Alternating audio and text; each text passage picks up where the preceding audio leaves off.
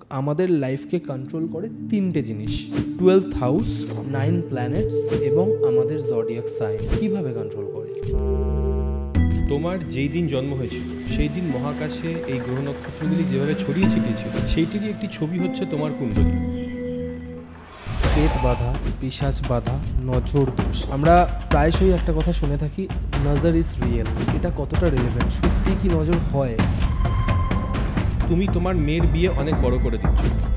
বাকি যে বাবা মারা আছে যারা আর্থিকভাবে তোমার মতো সবল নয়, তারা তো তার মেয়ের বিয়েটা অত ধুমধাম করে দিতে পারছে না, তো তাদের মনে কি একটা দীর্ঘ নিঃশ্বাস পড়ছে। তোমার উন্নতির জন্য তার মনে একটা নেগেটিভিটি তো তৈরি হচ্ছে, তো এই নেগেটিভ শক্তিটাই তোমার দিকে আবার ফিরে আসবে, কারণ তুমি সেই নেগেটিভ এনার্জিটাকে ক্রিয়েট করলে অজান্তে এবং তোমার কোনো ইন্টেনশনও ছিল না।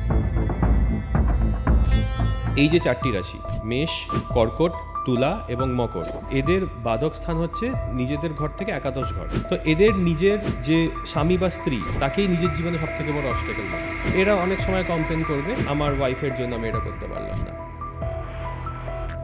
বর্তমানে বেশিরভাগ মানুষের জন্মছকে কমন ফ্যাক্টর হচ্ছে প্রেতবাধা। এই প্রেতবাধা মানুষের লাইফের সাথে অ্যাটাচড হয় কি করে? প্রেত বা পিশাচের রাগ তোমার ওপর থাকতে পারে। তো আমরা প্রথমে কি করে বুঝবো যে তোমার ওপর আদৌ প্রেতবাধা হতে পারে? তোমাকে দেখতে হবে যে তোমার গুলিকা কোথায় বসে আছে। গত 5 বছরে শ্রাবণ মাস বা অগস্ট মাসে আমার ফ্যামিলিতে আমার খুব কাছের মানুষদেরকে আমি হারিয়েছি, প্রত্যেক বছরে একজন করে। অকাল মৃত্যুর সাথে মহামৃত্যুঞ্জয় মন্ত্রের একটা যোগসূত্র রয়েছে। মহামৃত্যুঞ্জয় মন্ত্র পাঠ করে অকাল মৃত্যুকে কোনোভাবে হয়তো আটকানো যায় যদি তুমি ভক্তি ভরে পাঠ করো। প্রত্যেকটা মানুষের জন্মছক দেখে তার মানে আইডেন্টিফাই করা যায় যে সে মৃত্যুর পর কোন ধরনের আত্মায় পরিণত হবে। এটা প্রত্যেকটা মানুষের ক্ষেত্রেই তার মানে সম্ভব।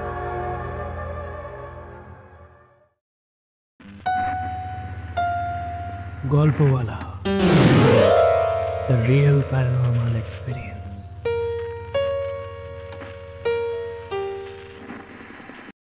গল্পওয়ালার ফার্স্ট এভার অ্যাস্ট্রোলজি পডকাস্ট। আজকের এপিসোড শুধুমাত্র তাদের জন্য যারা বহু দিন ধরে আমাকে পার্সোনালি ইনবক্সে মেসেজ করেছেন একজন অথেন্টিক অ্যাস্ট্রোলজারের সন্ধান চেয়ে। তাই আজকের এপিসোডে আমার সাথে রয়েছেন অ্যাস্ট্রোলজার অনুভব ভৌমিক। আমার মনে হয় এই প্রথমবার আমরা গল্পওয়ালা ইউটিউব চ্যানেলে এরকম ডিপলি অ্যাস্ট্রোলজি বেসড কনভারসেশন করেছি। আজকের পডকাস্ট পুরোটা দেখার পর হয়তো আপনি নিজের বার্থ চার্ট নিজেই তৈরি করতে পারবেন, নিজের ভাগ্য নিজেই যাচাই করতে পারবেন। তাই আজকের এপিসোড আপনারা এই মুহূর্তে কোথা থেকে লাইভ দেখছেন কমেন্ট করে জানান, তার সাথে লাইক বাটনটাও প্রেস করুন। আর আপনারাও যদি চান আপনাদের জীবনে ঘটে যাওয়া কোনো রিয়েল লাইফ প্যারানর্মাল ইনসিডেন্ট আপনারা আমার সাথে এবং গল্পওয়ালা পরিবারের সাথে শেয়ার করবেন, তাহলে অবশ্যই গল্পওয়ালার অফিসিয়াল ইমেল আইডি storyteller@gmail.com অথবা আমার ইনস্টাগ্রাম আইডি storyteller_অরিত্রকে ফলো করে ইনবক্সে ঘটনা লিখে পাঠাতে পারেন। এখন ঘড়িতে রাত্রি 9টা আর আমি অরিত্র থাকছি আপনাদের সাথে ফার্স্ট এভার অ্যাস্ট্রোলজি পডকাস্ট নিয়ে।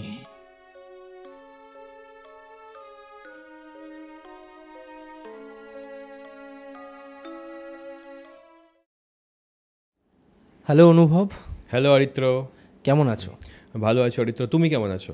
আমিও ভীষণ ভালো আছি। ইনফ্যাক্ট আজকে আমি একটা জিনিস ফিল করতে পারছি তুমি এখানে আসার পর থেকে, যে আমার চারপাশের পরিবেশটা ভীষণভাবে কুল অ্যান্ড কাম হয়ে গেছে। হয়তো এটাই অ্যাস্ট্রোলজির পাওয়ার, আই থিঙ্ক।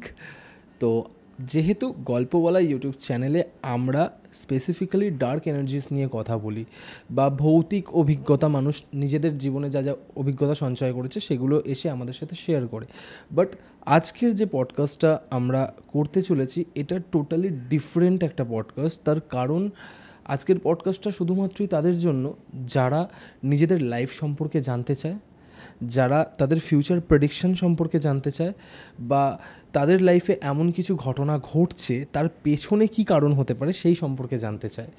তো তোমার ভিডিও বা তোমার রিলস বা তোমার কিছু প্রেডিকশান আমি এর আগেও দেখেছি এবং সেখানে প্রচুর মানুষের প্রচুর কমেন্টসও আমি দেখেছি যে তারা 100% অ্যাকিউরেটেড প্রেডিকশন তোমার কাছ থেকে পেয়েছে, অ্যান্ড দ্যাট ইজ ওয়াই আজকে তোমার সাথে আমার পডকাস্ট করতে বসা।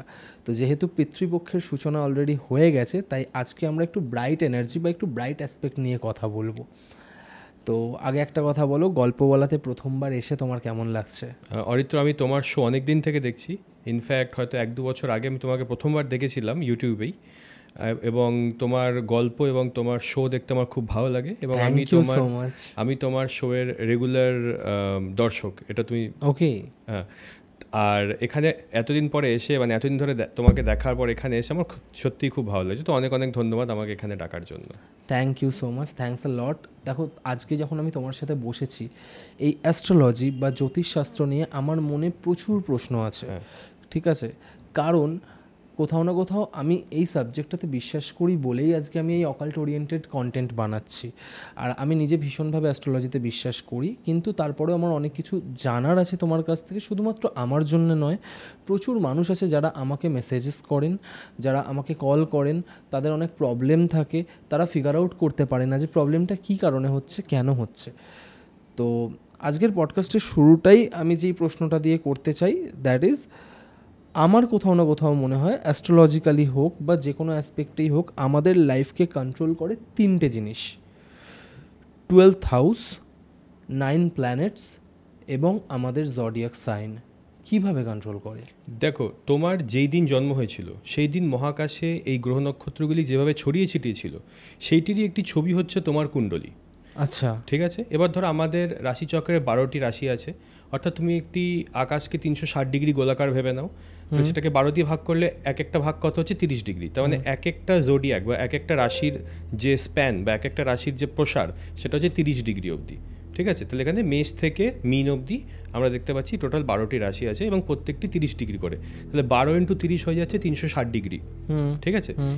এবার ধরো মহাকাশে শুক্র ধরো একটা জায়গায় আছে, ধরো সেই শুক্র যে জায়গাটায় প্রদক্ষিণ করছে সেই জায়গাটাকে বলা হলো বৃষ রাশি, ধরো তোমার যেদিন জন্ম হয়েছিল। ঠিক আছে। আবার সেই দিনই মঙ্গল ধরো শুক্র থেকে 120 ডিগ্রি দূরে ছিল। ঠিক আছে। তো ধরো মঙ্গল বসে আছে হয়তো মেষ রাশিতে, অথবা ধরো 120 ডিগ্রি দূরে থাকলেও থাকবে হচ্ছে কি সিংহ রাশিতে। তো সেই যে ছবিটা, সেদিন রাতের বেলার যে তোমার যে এক্স্যাক্ট জন্ম হয়েছিল সেই সময় মহাকাশের যে ছবিটা, সেটাই হচ্ছে কুণ্ডলী। তো এখানে আমরা দেখি 12টা রাশি অনুযায়ী 12টা ঘর এবং 9টি গ্রহ, রাহুকেতু ছায়া গ্রহ আমরা তাদেরকেও ধরি। তো টোটাল 9টি গ্রহ, 12টি ঘর, এবং আমরা একটা জন্মকুণ্ডলী তৈরি করি 12টি ঘর এবং 9টি গ্রহ দিয়ে। তো এটাকে বলা হয় রাশি চার্ট বা লগ্ন কুণ্ডলী। বাট এরকম আরও অনেক চার্ট আছে, শুধু একটা না। যেমন নবাংশ চার্ট থেকে আমরা বিয়ে, ভাগ্য এবং তোমার বুদ্ধিমত্তা দেখি। নবমাংশ চার্ট? নবমাংশ, ইয়েস। দশমাংশ চার্ট থেকে আমরা দেখি তুমি অফিসের দরজাটা খুলে যে অফিসের ভেতর ঢুকলে তখন কি হচ্ছে। ধরো আমি একজনকে বললাম যে আপনার কেরিয়ারটা ইনভেস্টমেন্ট ব্যাঙ্কিংয়ে ভালো আছে, আপনি ফাইন্যান্সে MBA করুন, দিয়ে ইনভেস্টমেন্ট ব্যাঙ্কিংয়ে স্পেশালাইজ করে JP মর্গ্যান স্ট্যানলি টাইপের কোম্পানিতে আপনি ইন্টারভিউর জন্য প্রিপারেশন করুন। তো বললো ঠিক আছে অনুভবদা। 2 বছর পর সে ফিরে এসছে আমার কাছে যে এবার আমি অফিসে বসে আছি, প্রজেক্ট পাচ্ছি না, তো কী প্রজেক্টের জন্য ট্রাই করবো যাতে আমি তাড়াতাড়ি প্রজেক্টে পেয়ে যাই, কোন প্রজেক্টে ভালো পারফর্ম করবো। তো আমি লগ্নকুণ্ডলী থেকে তো দেখতে পেলাম সে ইনভেস্টমেন্ট ব্যাঙ্কার হচ্ছে, কিন্তু অফিসে ঢোকার পর ফাইন্যান্সে সে কীরকম কাজ করছে। আমি বললাম যে দেখো, তুমি মেনলি হয়তো এই যে বিভিন্ন কোম্পানিকে টাকা ইনভেস্ট করা, অর্থাৎ ভেঞ্চার ক্যাপিটালিস্টের কাজ, ভেঞ্চার ক্যাপিটালিজমের কাজ, যারা বিভিন্ন কোম্পানিতে টাকা ইনভেস্ট করে সেই কাজটা করতে পারবে। কারণ তার দশমাংশে 8ম স্থানে কিছু একটা এরকম ছিল যেটা দেখে আমি ওটা প্রেডিক্ট করেছিলাম। সে যেই VCর রোল বা ভেঞ্চার ক্যাপিটালিজমের রোলে অ্যাপ্লাই করলো, সে কিন্তু পেয়ে গেল।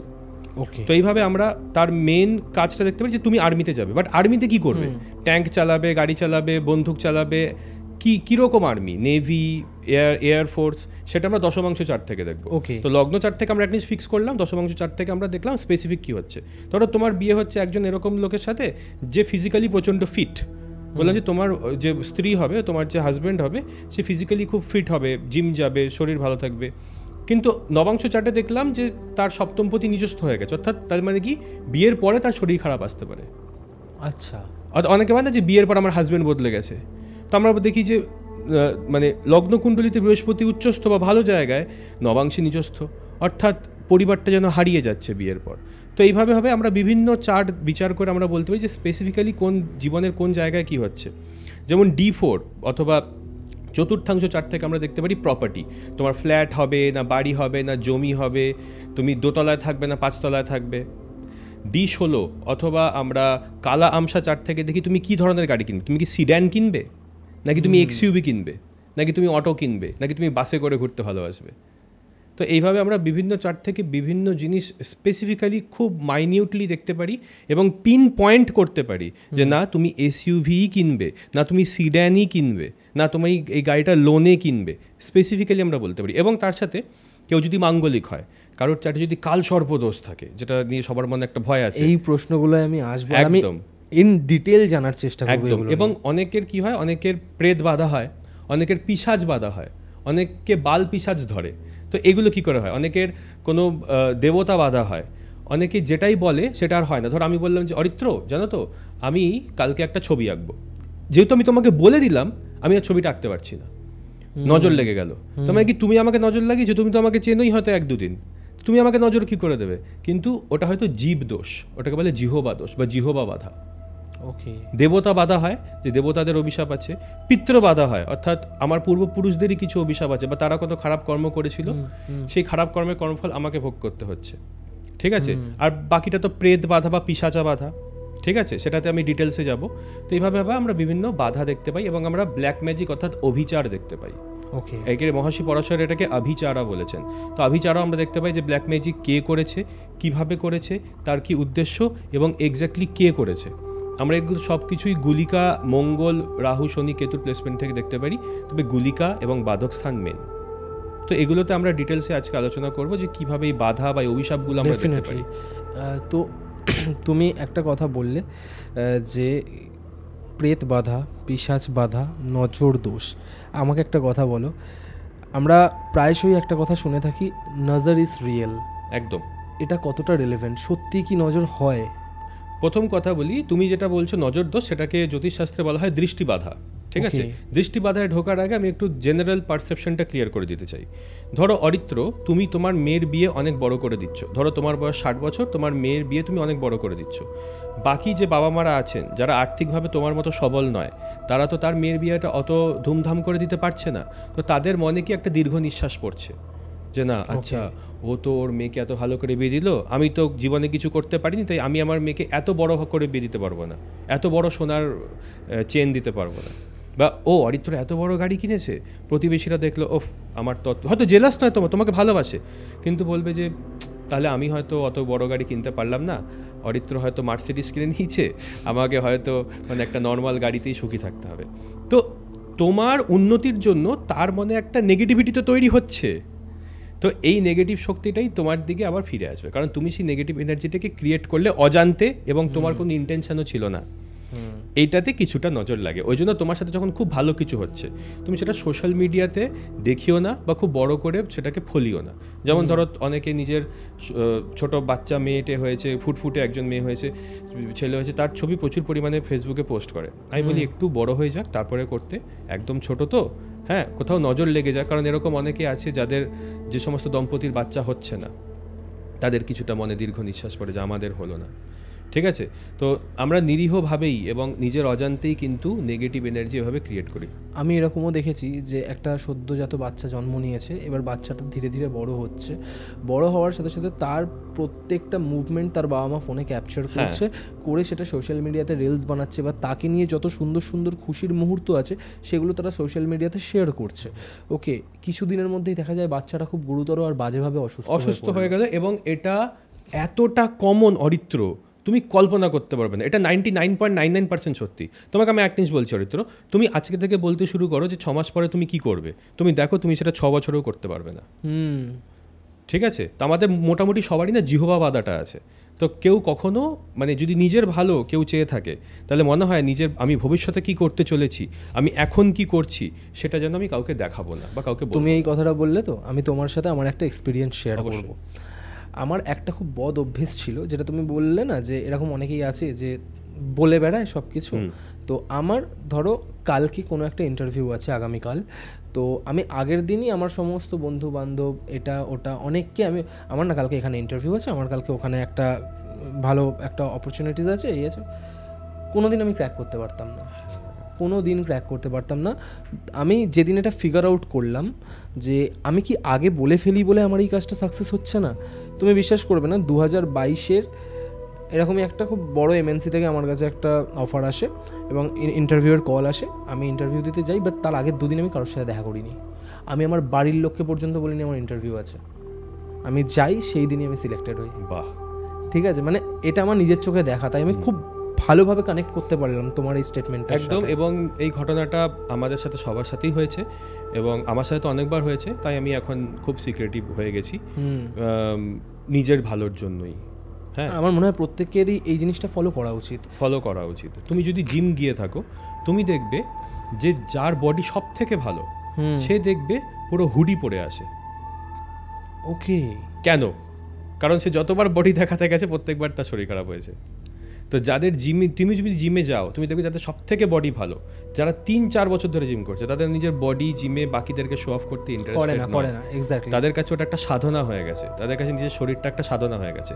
তারা নিজের বডিকে পুরো ফুল ট্র্যাকে ঢেকে আসে অথবা পুরো হুডি পরে আসে এবং কারোর সাথে কথা বলে না। এবং তারা সব থেকে বেশি ডেডিকেটেড এবং তাদের বডি সব থেকে ভালো, কারণ তারা দীর্ঘদিন থেকে কাউকে ওই নিজের সাকসেসটা দেখায়নি বলেই হয়তো সাকসেসটা এনজয় করছে ভেতরে ভেতরে। আর আসল সাকসেস কিন্তু আমরা ভেতরে এনজয় করি, বাইরে নয়। নাইস, সত্যি কথা। তো এটাকে তুমি বলতে পারো পার্ট অফ দৃষ্টিবাধক। ওকে, দৃষ্টিবাধক আর জিহবা বাধক, এটাতে আমি পরে আসবো। ঠিক আছে, তার জন্য আমাদেরকে বাধকের কনসেপ্ট বুঝতে হবে। বাধক ব্যাপারটা কি? ধরো যাদের মেষ লগ্ন, কর্কট লগ্ন, তুলা লগ্ন এবং মকর লগ্ন, তাদের একাদশ স্থান বাধক হয়। আচ্ছা, ধরো আমার যেরকম মকর লগ্ন, তো আমার বৃশ্চিক রাশি হচ্ছে বাধক রাশি। ঠিক আছে, এবার ধরো কারুর মেষ লগ্ন, তার হচ্ছে গিয়ে কুম্ভ হচ্ছে তার বাধক রাশি, কর্কট লগ্ন বৃষ হচ্ছে বাধক রাশি এবং তুলা লগ্ন সিংহ হচ্ছে বাধক রাশি। তো এই যে বাধক রাশির অর্থ কী? অর্থাৎ এই রাশিতে যদি কোনো গ্রহ বসে, সেই গ্রহটি অথবা এই রাশির গ্রহের যে অধিপতি, তারা আমাদের জীবনে বিভিন্ন রকমের বাধা বিপত্তির সৃষ্টি করে। ওকে, ঠিক আছে। জেনেদি মহর্ষি পরাশর তার বৃহৎ পরাশর হোরাশাস্ত্রে লিখেছেন যে এই বাধক থেকে আমরা এরকম রোগ দেখে থাকি যে রোগ অদৃষ্ট মানে যে রোগটাকে আমরা চট করে ডায়াগনোস করতে পারি, নির্মূল করতে পারি না। তো অনেক সময় দেখো না, তুমি হসপিটালে গেলে ডাক্তার 8টা টেস্ট দিল, সব নর্মাল, এদিকে তোমার শরীর খারাপ, ডাক্তার বলছেন না তোমার কিছু মনের ভুল। তো তখন আমি জ্যোতিষীয় পার্সপেক্টিভ থেকে দেখে বলতে পারি না, আপনারই পিত্ত রিলেটেড প্রবলেমটা আছে। কারণ আপনার মানে বাধকে অষ্টমে বা সূর্যের রাশিতে আপনার না এই বাইল প্রবলেম বা পিত্ত প্রবলেমটা আছে। মানে আপনার এই ফ্যালোপিনো টিউবে প্রবলেম আছে, আপনার না এইখানে প্রবলেম আছে, আপনার গল স্টোন আছে। এটা অ্যাস্ট্রোলজি দিয়ে ফিগার আউট করা যায়, আরামসে করা যায়। ঠিক আছে, ধরো বাধক স্থানে যার বৃহস্পতি, সে সারা জীবন ফ্যাট রিলেটেড প্রবলেমে ভুগবে। মানে তার বিভিন্ন অর্গানের বাইরে ফ্যাট জমে যাবে, ফ্যাটি লিভার, হার্টের আর্টারিজে ফ্যাট জমে যাবে, হার্ট অ্যাটাক হতে পারে ফ্যাটে। ধরো বাধক স্থানে মঙ্গল বা সূর্য বসে আছে, ডাইজেস্টিভ ডিসঅর্ডার হবে, হজমে প্রবলেম হবে। বুধ বসে আছে, নার্ভের প্রবলেম হতে পারে। ঠিক আছে, চন্দ্র বসে আছে, মেন্টাল প্রবলেম, মানসিক যন্ত্রণায় সে ভুগবে এবং তার মানসিক যন্ত্রণাটা তার জীবনে সবথেকে বড় যন্ত্রণা হয়ে দাঁড়াবে, বা ব্লাড প্রেশারের প্রবলেম থাকবে। মঙ্গল যদি থাকে, অনেক সময় বডির ইমিউনিটি ফেল করে, মানে এইডস, HIV টাইপের রোগও দেখা যায়। তো আমরা বাধক থেকে সেই রোগটাকে আইডেন্টিফাই করতে পারি, যেই রোগটাকে চট করে ডাক্তাররা হয়তো আইডেন্টিফাই করতে পারবেন না। তো আমরা একটা গেস ওয়ার্ক করতে পারি। অবশ্যই আমরা ডাক্তারদের থেকে বেটার কখনই হতে পারবো না, কিন্তু আমরা একটা লাইন ধরিয়ে দিতে পারি যে এই লাইনে রোগটাকে ডায়াগনোস করার দিকে এগোন। যে হয়তো আপনার ইউরিনারি ট্র্যাক্টে প্রবলেম আছে, হয়তো ইউরিন ব্লাডারে প্রবলেম নেই, এরকম মাইনিউটভাবে আমরা যেতে পারি। তো এটা বাধক থেকে আমরা দেখতে পারি। বাকি তো রোগ আইডেন্টিফিকেশনের বাকি রাস্তা আছে, নবাংশ চার্ট থেকে 64তম নবাংশ থেকে আমরা দেখতে পারি। আমি অত ডিটেলে যাচ্ছি না, আমি শুধু আজকে বাধকে কনসেন্ট্রেট করছি, যে বাধক থেকেও আমরা এরকম অদৃষ্ট রোগ দেখতে পাই। ঠিক আছে, তো এবার ধরো এই যে 4টি রাশি, মেষ, কর্কট, তুলা এবং মকর, এদের বাধক স্থান হচ্ছে নিজেদের ঘর থেকে একাদশ ঘর। ঠিক আছে, তো এদের 11th হাউস বা একাদশ ঘর হচ্ছে বাধক স্থান। যাদের দ্বিস্বভাব রাশি, অর্থাৎ মিথুন, কন্যা, ধনু এবং মীন, তাদের জন্য 7ম স্থান বাধক। তো 7ম স্থান বিবাহের স্থান। তো এদের নিজের যে স্বামী বা স্ত্রী, তাকেই নিজের জীবনে সবথেকে বড় অবস্ট্যাকল মনে হয়।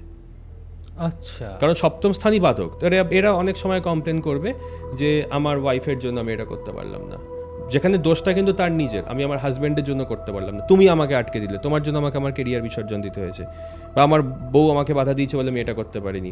তারা সবসময় তাদের যে অর্ধাঙ্গিনী বা তাদের যে বেটার হাফ আছে তাদেরকেই তারা মানে দোষী ব্লেম করবেন। হ্যাঁ, এবং এই যে আমি বললাম যে যাদের মানে মেষ, কর্কট, তুলা এবং মকর, তাদের একাদশ স্থান হচ্ছে বাধক। তো একাদশ স্থান হচ্ছে বন্ধু এবং নেটওয়ার্কিং। তারা কমপ্লেন করবে, না আমি তো ঠিক নেটওয়ার্ক করতে পারলাম না ওর মতো, তাই আমি অত টাকা রোজগার করতে পারলাম না, না আমি তো, আমার তো অত বন্ধু নেই, অত পাওয়ারফুল বন্ধু নেই, বা আমার বন্ধুরাই তো আমার ওপর জেলাস, তারা বন্ধুদের নিয়ে কমপ্লেন করবে। যাদের স্থির লগ্ন অর্থাৎ বৃষ, বৃশ্চিক এবং ধরো তোমার সিংহ আর কুম্ভ লগ্ন, তাদের জন্য নবম স্থান বাধক। তারা সবসময় গভর্নমেন্ট রিলেটেড প্রবলেম করবে। নবম স্থান হচ্ছে গভর্নমেন্ট, বাবা এবং গুরু বা টিচার। তারা বলবে সবটাকে তো ট্যাক্সে বেরিয়ে গেল, নিজে এত রোজগার করে কী করবো। তুমি দেখবে এটা বৃষ, বৃশ্চিক, সিংহ এবং কুম্ভ লগ্নের লোকেরা বলে থাকবে সব টাকাই তো গভর্নমেন্ট নিয়ে নিচ্ছে, আমি কী করবো, সবই তো ট্যাক্সে বেরিয়ে গেল। ওয়েস্ট বেঙ্গলে থেকে এই কথাটা বলা জাস্টিফাই। এবার দেখো নতুন যে জিএসটি এবং ট্যাক্স রুল বেরিয়েছে, সেই রুলেও কিন্তু অনেকেই কমপ্লেনটা করছে, এবং সবথেকে বেশি কমপ্লেন করছে বৃষ, বৃশ্চিক এই ধরনের লগ্নের লোকেরা। আমার বৃশ্চিক লগ্ন। তোমার বৃশ্চিক লগ্ন, তো তুমি বুঝতে পেরেছো আমি কি বলতে চাইছি, ঠিক আছে? correct. সবসময় বলবে যে না গভর্নমেন্ট প্রবলেম, আবার বলবে না আমার বাবা ঠিক আমাকে সাপোর্ট করে না, আমি তো ভালো টিচার পেলাম না, ওই জন্য আমি জীবনে বড় হতে পারলাম না।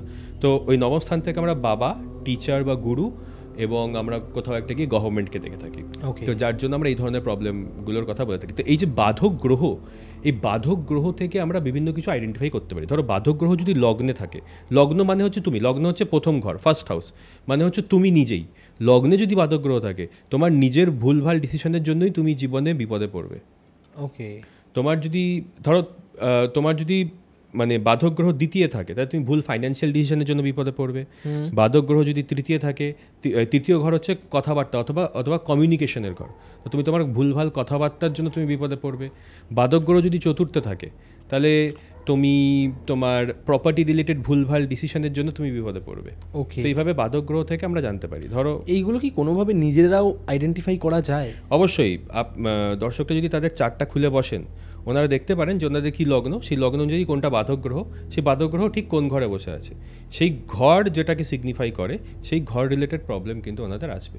এবং এই বাধক থেকেই আমরা প্রেত বাধা এবং সমস্ত রকমের বাধাগুলোকে কিন্তু দেখে থাকি।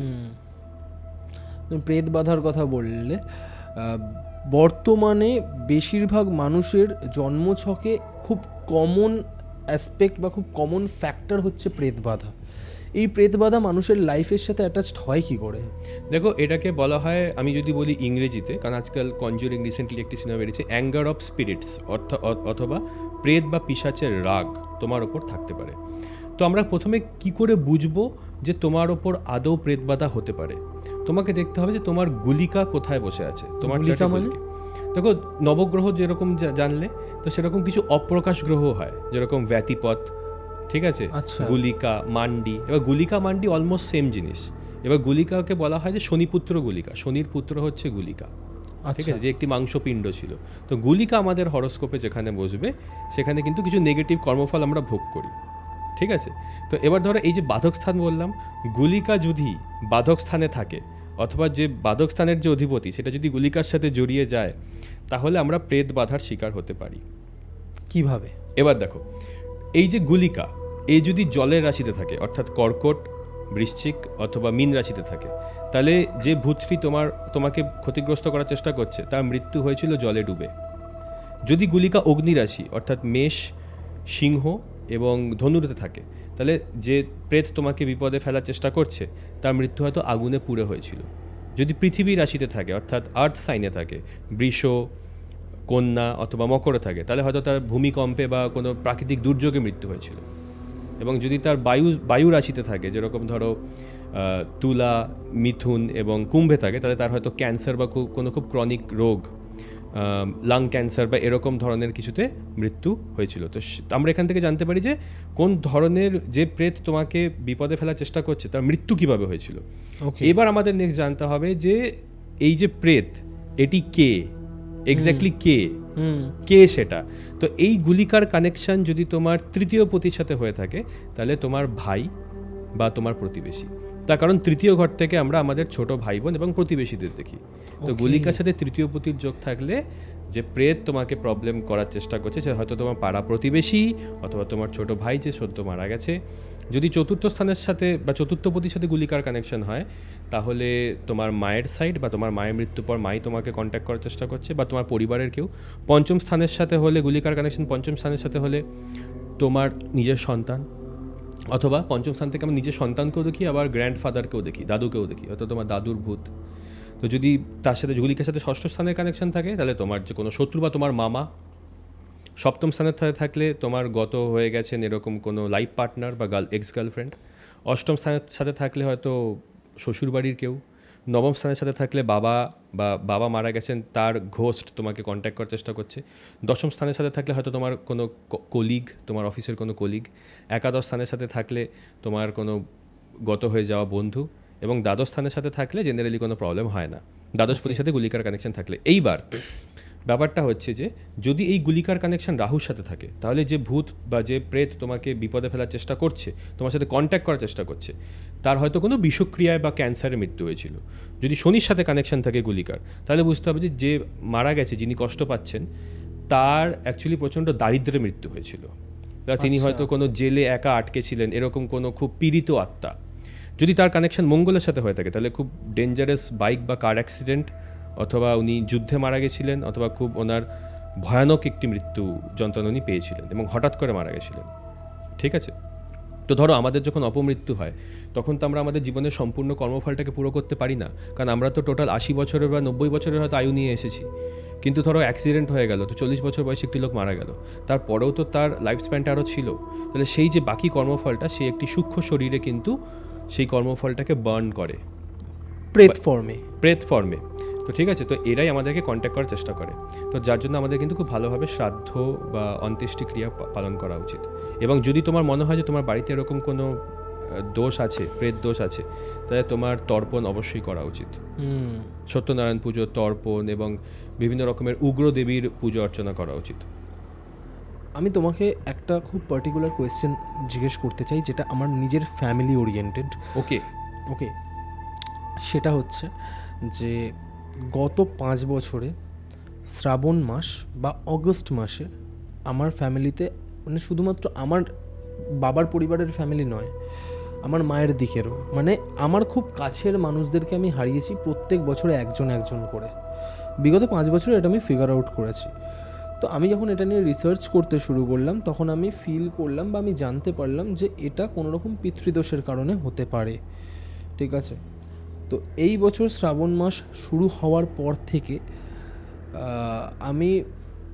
আমি প্রত্যেক দিন নিজের মেডিটেশনে বসি বা পুজো করতে বসি, আমি প্রত্যেক দিন 1 ঘন্টা পুরো বাঁচিয়ে রাখি আমার স্পিরিচুয়াল প্র্যাকটিসের জন্য, যেখানে আমি হনুমান চালিসা চ্যান্ট করি, যেখানে আমি মহালক্ষ্মী মন্ত্র চ্যান্ট করি, যেখানে আমি রাহু মন্ত্র চ্যান্ট করি, যেখানে আমি রুদ্রাবতারায় মন্ত্র চ্যান্ট করি হনুমানজির, যেখানে আমি মহাদেবের মন্ত্র চ্যান্ট করতে করতে ওনাকে রুদ্রাভিষেক করি মাথায় দুধ গঙ্গা জল দিয়ে। ওকে, তো এইবার আমি তার সাথে অ্যাড করেছিলাম মহামৃত্যুঞ্জয় মন্ত্র। প্রত্যেক দিন আমি 11 বার করে চ্যান্ট করেছি। তো এইবার কোনোরকম কিন্তু এরকম দুঃসংবাদ আমি পাইনি ফর দ্য ফার্স্ট টাইম। এটা আমি সম্পূর্ণ নিজের থেকে করেছি, এরকম নয় যে কেউ আমাকে শিখিয়ে দিয়েছে, কারণ কোথাও না কোথাও আমি এটা ফিল করি বা আমি এটা জানি যে অকাল মৃত্যুর সাথে মহামৃত্যুঞ্জয় মন্ত্রের একটা যোগসূত্র রয়েছে।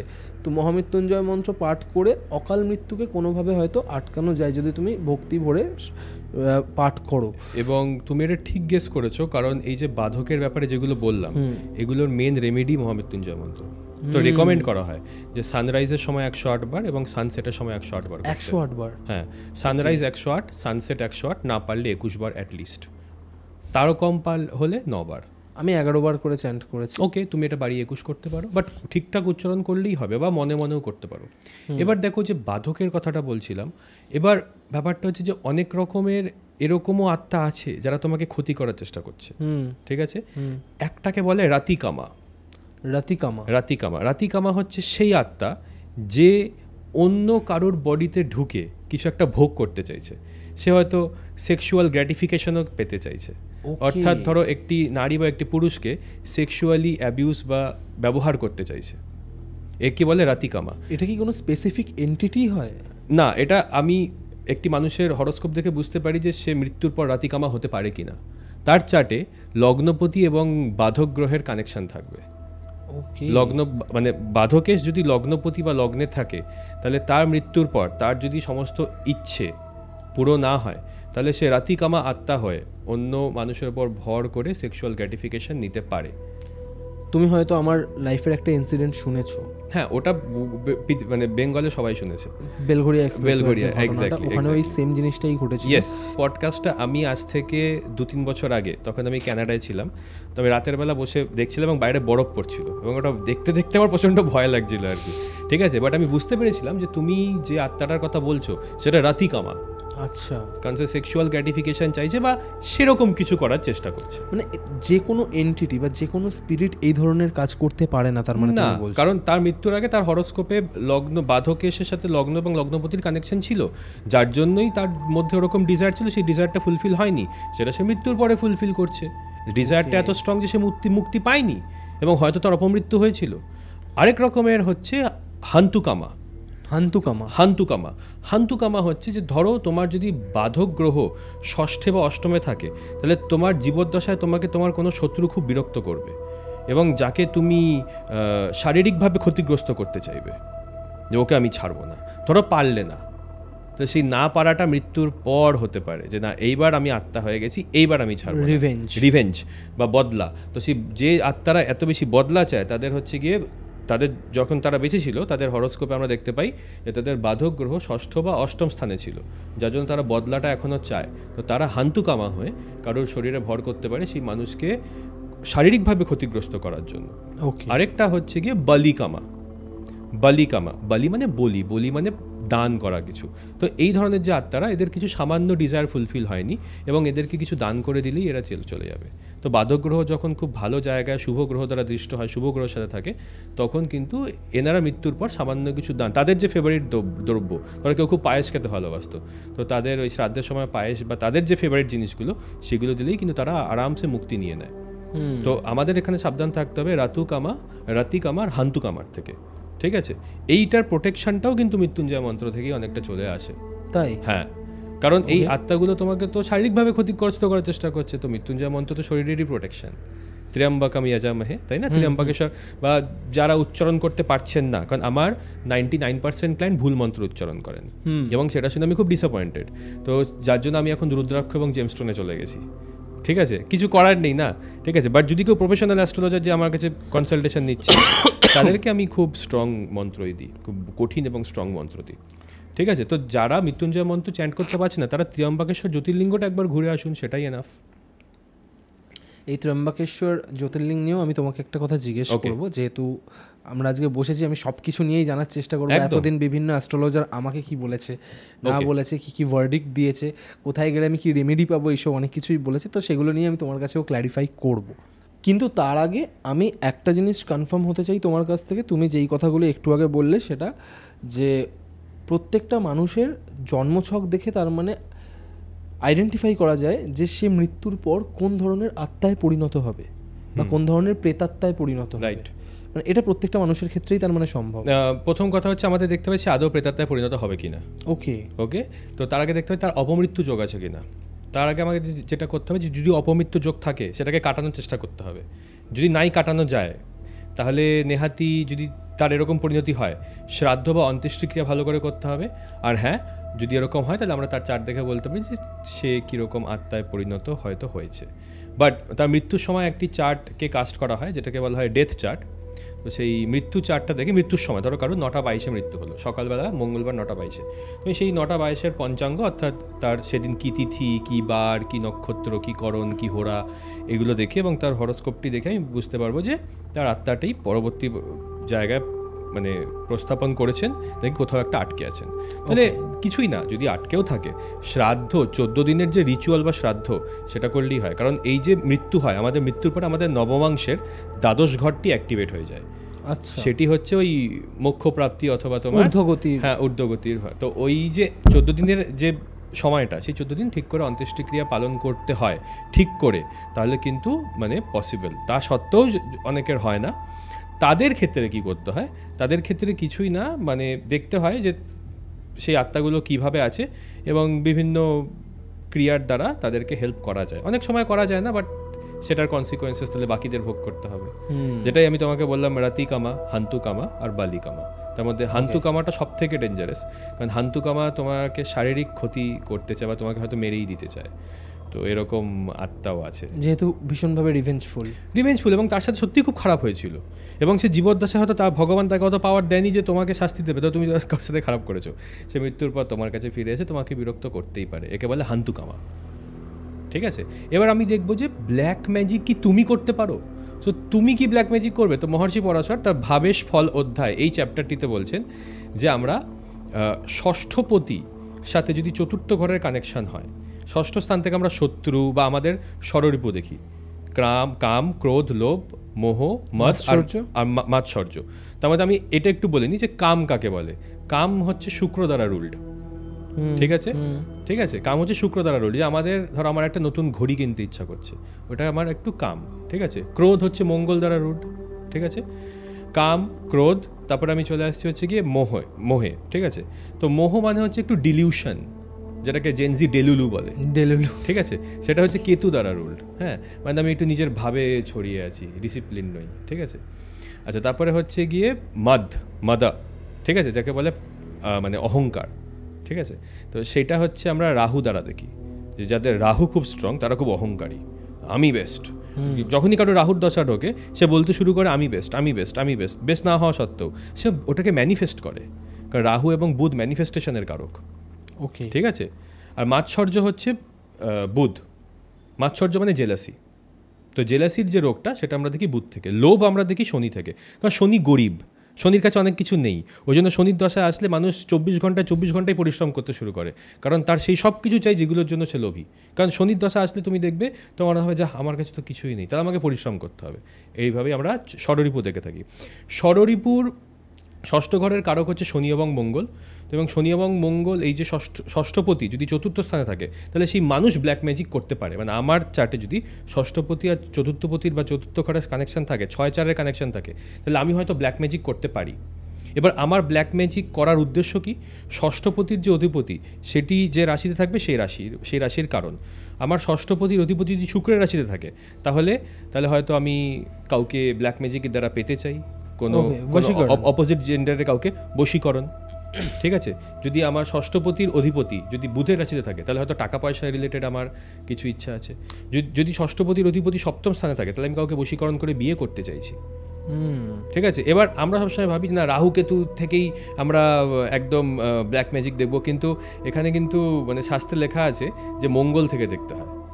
কারণ মঙ্গল যে মহাপুরুষ যোগ বানায় তাকে বলে রুচক মহাপুরুষ যোগ, এবং রুচক মহাপুরুষ যোগে একটি ডেফিনেশনে দেওয়া আছে যে মন্ত্রা অভিচারা কুশলা, মানে যে মন্ত্র মানে অভিচারী যে মন্ত্র, মানে অভিচারী মানে ব্ল্যাক ম্যাজিকের মন্ত্রে যে কুশল, তা সেই হচ্ছে মানে পাওয়ারফুল মঙ্গল। অর্থাৎ আমরা মঙ্গল থেকেও, যে বৃশ্চিক রাশির অধিপতি, সেখান থেকেও কিন্তু আমরা তার স্ট্রেংথ থেকে আমরা ব্ল্যাক ম্যাজিক দেখতে পাই। ঠিক আছে, তবে আমরা জানতে পারি যে ব্ল্যাক ম্যাজিক কেন করা হয়েছে, ব্ল্যাক ম্যাজিক কে করবে। ঠিক আছে, এবং তোমার ওপর কি ব্ল্যাক ম্যাজিক হবে এটা তুমি জানতে পারো গুলিকা থেকে, যেরকম আমরা জানতে পারলাম তোমার ওপর কি প্রেত বাধা হবে, তোমার ওপর কি ব্ল্যাক ম্যাজিক হবে, সেটা আমরা জানতে পারি তোমার আবার সেই বাধকের কনসেপ্ট থেকে। তোমার বাধক গ্রহের কানেকশন যদি 6 আর 8-এর সাথে থাকে, ষষ্ঠ ঘর এবং অষ্টম ঘরের সাথে থাকে, তোমার ওপর ব্ল্যাক ম্যাজিক হতে পারে। তোমার প্রোটেকশন নেওয়া উচিত। তার জন্য one of the best protection Mrityunjaya মন্ত্র আবার। ঠিক আছে, এইভাবে। ওকে, তো এই কনভারসেশনটার মাঝখানে তুমি একবার মেনশন করেছো শনি মহাদশা বা শনি অন্তর্দশা। আমি তার সাথে আরেকটা জিনিস যোগ করতে চাই, দ্যাট ইজ শনির সাড়ে সাতি। ওকে, এই যে টাইম পিরিয়ডগুলো কোথাও না কোথাও এটা আমরা দেখেছি যে যদি কোনো মানুষের জীবনে শনি মহাদশা বা শনি অন্তর্দশা বা শনির সাড়ে সাথে শুরু হয়, সেই মানুষগুলো অতিরিক্ত খারাপ সময়ের মধ্যে দিয়ে যেতে শুরু করে। খারাপ সময় ইন দ্য সেন্স হতে পারে সে তার কর্মফলগুলো পেতে শুরু করে, বা সে অনেক বেশি পরিশ্রমী হয়ে ওঠে, যেটা তুমি বললে, মানে সে তার খাটনি অনুযায়ী সে ফল পায় না, বা তার অনেক রকম অ্যাসপেক্ট থেকে তার লাইফে অনেক রকম প্রবলেম শুরু হয়। তো এটা কি কোথাও না কোথাও এই গ্রহদশার প্রভাব, নাকি মানুষের মাইন্ডে এটা ঢুকে যায় যে আমার শনির সাড়ে সাথে শুরু হচ্ছে মানে এরপর থেকে আমার সাথে যা হবে খারাপই হবে? দেখো, শনি তোমাকে বাস্তবটাকে দেখিয়ে দেয়। ঠিক আছে, বাস্তবটা তোমার সামনে তুলে ধরে। ধরো আজকে আমি তোমার সাথে কথা বললাম, তুমি বললে অনুভবদা তোমাকে খুব ভালো লেগেছে আমার, আমি চলে যাওয়ার পরে তুমি আমার নামে দুটো খারাপ কথা বলছো, ঠিক আছে, তার মানে বুঝতে হবে যে আমার ভালো দশা চলছে। যখন শনির দশা আসবে তুমি আমার পেছনে কি বললে সেটা আমি কোথাও না কোথাও ভাবে জানতে পেরে যাবো। ওকে, তো শনি কিছুই না, বাস্তবটাই তুলে ধরছে যেটা তুমি জানতে না, আর কিছু না। এবার দেখো বিভিন্ন গ্রহের বিভিন্ন ক্লাস হয়, যেমন বৃহস্পতি হচ্ছে ব্রাহ্মণ ক্লাস, অর্থাৎ যারা প্রফেসর, টিচার, হাইলি এডুকেটেড, ঠিক আছে, যারা গভর্নমেন্ট চাকরি করে, সূর্য দ্বারা রুলড। তাদের চার্টে সূর্য উইক থাকতে পারে, কিন্তু তারা রুলড সূর্য দিয়ে, কারণ তারা এই কাজটা করছে। যাদের চার্টে মঙ্গল প্রচণ্ড স্ট্রং, তারা পুলিশ বা আর্মিতে আছে। বুধ প্রচণ্ড স্ট্রং, তারা প্রাইভেট সেক্টরে ফাইন্যান্সে আছে। শুক্র প্রচণ্ড স্ট্রং, তারা ক্যামেরার সামনে বসে আছে, আমি তুমি, ঠিক আছে। এবার যাদের চার্টে ধরো যারা একটু লেবার শ্রেণীর লোক বা খেটে খাওয়া মানুষ, ঠিক আছে, তারা হয়তো প্রচুর টাকা রোজগার করছেন, কিন্তু তাদের কায়িক পরিশ্রম করতে হয়, তারা শনি দ্বারা রুলড। এবার ধরো একজন প্রফেসর যার শনির দশা ঢুকেছে, তাহলে কি হবে? তাহলে সে ছোটোবেলা থেকে প্রত্যেকটা ক্লাসে ফার্স্ট হয়ে এসেছে, পিএইচডি, মাধ্যমিক, উচ্চ মাধ্যমিকে 9 ঘরে সোনায় বাঁধানো একদম তার রেজাল্ট মার্কশিট। শনির দশা ঢুকলো, ঠিক আছে, তাকে হয়তো তার কলেজ থেকে লে অফ করে দেওয়া হলো, চাকরি থেকে ছাঁটাই করে দেওয়া হলো। এবার সে একটা বড় কলেজে না পড়িয়ে সে এবার একটি ছোট স্কুলে পড়াতে শুরু করলো। তো তখন তার কি মনে হবে, আমার ক্লাসটা নেমে গেছে, ঠিক আছে। কিন্তু সেই শনি আবার দেখিয়ে দেবে যে না, আমি তো এবার মানুষের মধ্যে আছি, তাহলে আমি আবার প্রাইভেট টিউশন পড়াতে পারি, যেটা আমি কলেজে পড়াতাম না। তবে প্রাইভেট টিউশন পড়িয়ে সে হয়তো আরও বেশি মানুষের কাছে পৌঁছে গেল, ইউটিউব চ্যানেল খুলে খান স্যারের মতো পপুলার হয়ে গেল। তো এইবার শনির দশা তাকে কি মানে সাধারণ মানুষের জন্য অ্যাভেলেবেল করে দিল। আমার কনসালটেশন ফিস খুব অ্যাফোর্ডেবল, কারণ আমার শনি প্রচণ্ড স্ট্রং, তো ওই জন্য সবাই আমার কাছে আসতে পারে, আমার প্রচুর ক্লায়েন্ট, বুঝতে পেরেছো? তো আমি নিজেকে সবার কাছে অ্যাভেলেবেল করে দিয়েছি, কারণ আমি শুরুই করেছিলাম জ্যোতিষ শনির দশায়, ওকে, রাহুর মহাদশায়, শনির অন্তর্দশায়, ঠিক আছে। শনি এই ফিলিংটা তোমাকে দেয় যে না, আমার স্ট্যান্ডার্ডটা বাকিদের থেকে নিচে নেমে গেছে, আমি হেরে গেছি, আমি পারছি না, আমি এবার ওই জন্য শনি দশায় সবাই নিজেকে দরজা বন্ধ করে লুকিয়ে নেয়, আমি আর সমাজে বেরোবো না। কারণ যার চাকরি চলে গেছে, প্রফেসরের চাকরি চলে গেছে, সে এতদিন টপ ক্লাস প্রফেসর ছিল, ঠিক আছে, সে এবার একটি ছোট স্কুলে পড়াচ্ছে, তো তার তো আর সেরকম স্ট্যান্ডার্ড নেই, তার বন্ধুদের সামনে যেতে তার লজ্জা লাগছে। কিন্তু সে হয়তো বেশি টাকা রোজগার করছে, প্রাইভেট টিউশন করিয়ে বা স্কুলও করাচ্ছে, বা বিকেলে প্রাইভেট টিউশনও করে, তো বেশি পরিশ্রম করছে না। হয়তো তুমি একটা বড় আইটি সেক্টরে এমপ্লয় ছিলে, হয়তো তুমি মাসে কামাতে হচ্ছে 60,000 টাকা, তোমার চাকরিটা চলে গেল। এবার তুমি রাস্তার পাশে একটা ম্যাগির একটা স্ট্রিট ফুড ভ্যান খুলেছো, তোমার মাসে ইনকাম হয়তো 1,80,000 টাকা, কিন্তু টাকা বেশি, কিন্তু ওই ঝাঁ চকচকে বিল্ডিংয়ে তুমি বসে নেই, গ্রাউন্ডিং করতে, গ্রাউন্ডে তুমি মানুষের মাঝখানে চলে গেছো। তোমাকে শনির দশায় কমফোর্টেবল হতে হবে মানুষের মাঝে, এবং মানুষের মাঝে নেমে মানুষের সাথে কাঁধে কাঁধ মিলিয়ে কাজ করতে হবে, তাই তুমি প্রচুর টাকা রোজগার করতে পারবে, প্রচুর উন্নতি করতে পারবে। জেনারেলি তুমি দেখবে শনির দশার শেষের দিকে মানুষ প্রচুর টাকা পয়সাও করে ফেলে, এবং বৃহস্পতির দশার থেকে শনির দশা সব সময় বেটার হয়, এবং বৃহস্পতি পরেই শনির মহাদশা আসে। কিন্তু শনির মহাদশায় তুমি যদি 1 সেকেন্ডও সময় নষ্ট করো, তুমি ওর জন্য পানিশড হবে, ঠিক আছে। এবার ধরো শনির দশা কীভাবে কাজ করে, তোমাকে প্রচণ্ড রেসপন্সিবল করে দেয়। ধরো একটি 8 বছরের বাচ্চা, তার কি রেসপন্সিবিলিটি আসতে পারে, হয়তো তার একটি ভাই জন্মালো, তো এখন সে বড় হয়ে গেল, তার মা বাবা বলবে এই ভাইকে দেখবি, আমরা বাইরে যাচ্ছি, ভাইকে 2 ঘন্টা দেখবি, কিন্তু তার মাথায় রেসপন্সিবিলিটি, ছোট ভাই দেখতে হবে, প্রোটেক্ট করতে হবে। শনি বার্ধক্যকে বোঝায়, তো সে, ঠিক আছে, যাদের দেবে শনির দশায় কর্পোরেটে জয়েন করে, প্রথমেই খুব লিডারশিপ রোল পেয়ে যেতে পারে, প্রথমেই খুব কঠোর রোলটা পেয়ে যেতে পারে, যেখানে তার মাথার ওপর কোনো ভগবানের কোনো এরকম হাত নেই বা আশীর্বাদ নেই, সে সম্পূর্ণ একা, তার একটা ভুল করলে কোম্পানির লস হবে, তার চাকরি চলে যেতে পারে। শনি এইরকম তোমাকে একটা এক্সপোজড এনভায়রনমেন্টে ফেলে দেয়, যেখানে তোমাকে নিজেই নিজের আখের গোছাতে হবে, নিজেই নিজেকে বাঁচাতে হবে। এইটা হচ্ছে শনির দশা। ওই জন্য শনির দশা এলে সবাই হাহুতাশ শুরু করে দেয়, হে ভগবান আমার কি হবে। ভগবানের কাছে গিয়ে কাঁদতে কাঁদতে লুটিয়ে পড়ে আছে মন্দিরে, একদিন বাড়ি যেতে চাইছে না। শনির দশায় যে ফিলিংটা আসে যে আমি হেরে গেছি, আমি পরাজিত হয়ে গেছি, এই ফিলিংটা ডেঞ্জারাস। ওই জন্য শনির দশা সবসময় হনুমানজির কাছে যেতে হয় জেতার জন্য, ভিক্টরির জন্য। ওম হাম হনুমতে নমঃ, এই মন্ত্রটা সব থেকে ভালো, বা ওম আঞ্জনেয়া মহাবালায়া স্বাহা। এই যে মন্ত্রগুলো বললাম, এই মন্ত্রগুলো শনির দশার জন্য খুব ভালো, কম্পিটিশনে জেতার জন্য। আর শনি কিন্তু প্রচণ্ড লোভী, কারণ ও দেখবে যে আমার কাছে এই নতুন 3টে ক্যামেরাল আইফোন নেই, তো আমাকে ওটা পেতে হবে, আমাকে ওটার জন্য দিনে 3 ঘন্টা বেশি পরিশ্রম করতে, আমি অফিসে ওভার টাইম করবো, কিন্তু আমি ঠিক টাকা কমিয়ে নেব।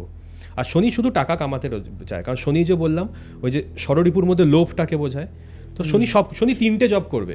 আমি এরকম লোককে দেখেছি যারা আইটি সেক্টরে চাকরি করেন, যখন আমি ক্যানাডায় ছিলাম তারা আইটি সেক্টরে চাকরি করতো, তারা রাতে উবের চালাতো, আবার তাদের পার্ট টাইমও একটা কাজ করতো। তো 3টে কাজ করতো শনির দশায় এবং প্রচুর টাকা রোজগার করতো। এবং শনি কেয়ার করে না যে গভর্নমেন্টের রুল মেনে করছি না করছি, ও জাস্ট টাকা রোজগার করবে। শনি কিচ্ছু বোঝে না টাকা রোজগার ছাড়া, মানে পলিটিক্সে কি হলো, দেশের ইকোনমি না, নট ইন্টারেস্টেড না। আর শনির ফেভারিট হচ্ছে শুক্র। হ্যাঁ, আমি সারা 2 মাস খাটলাম, এবার আমি উইকেন্ডে গিয়ে একটা সিনেমা দেখবো। সেই সিনেমাটাও খুব একটা ইন্টেলেকচুয়াল হবে না, আমি একটা সাধারণ, হ্যাঁ, কারণ আমি প্রচুর পরিশ্রম করি।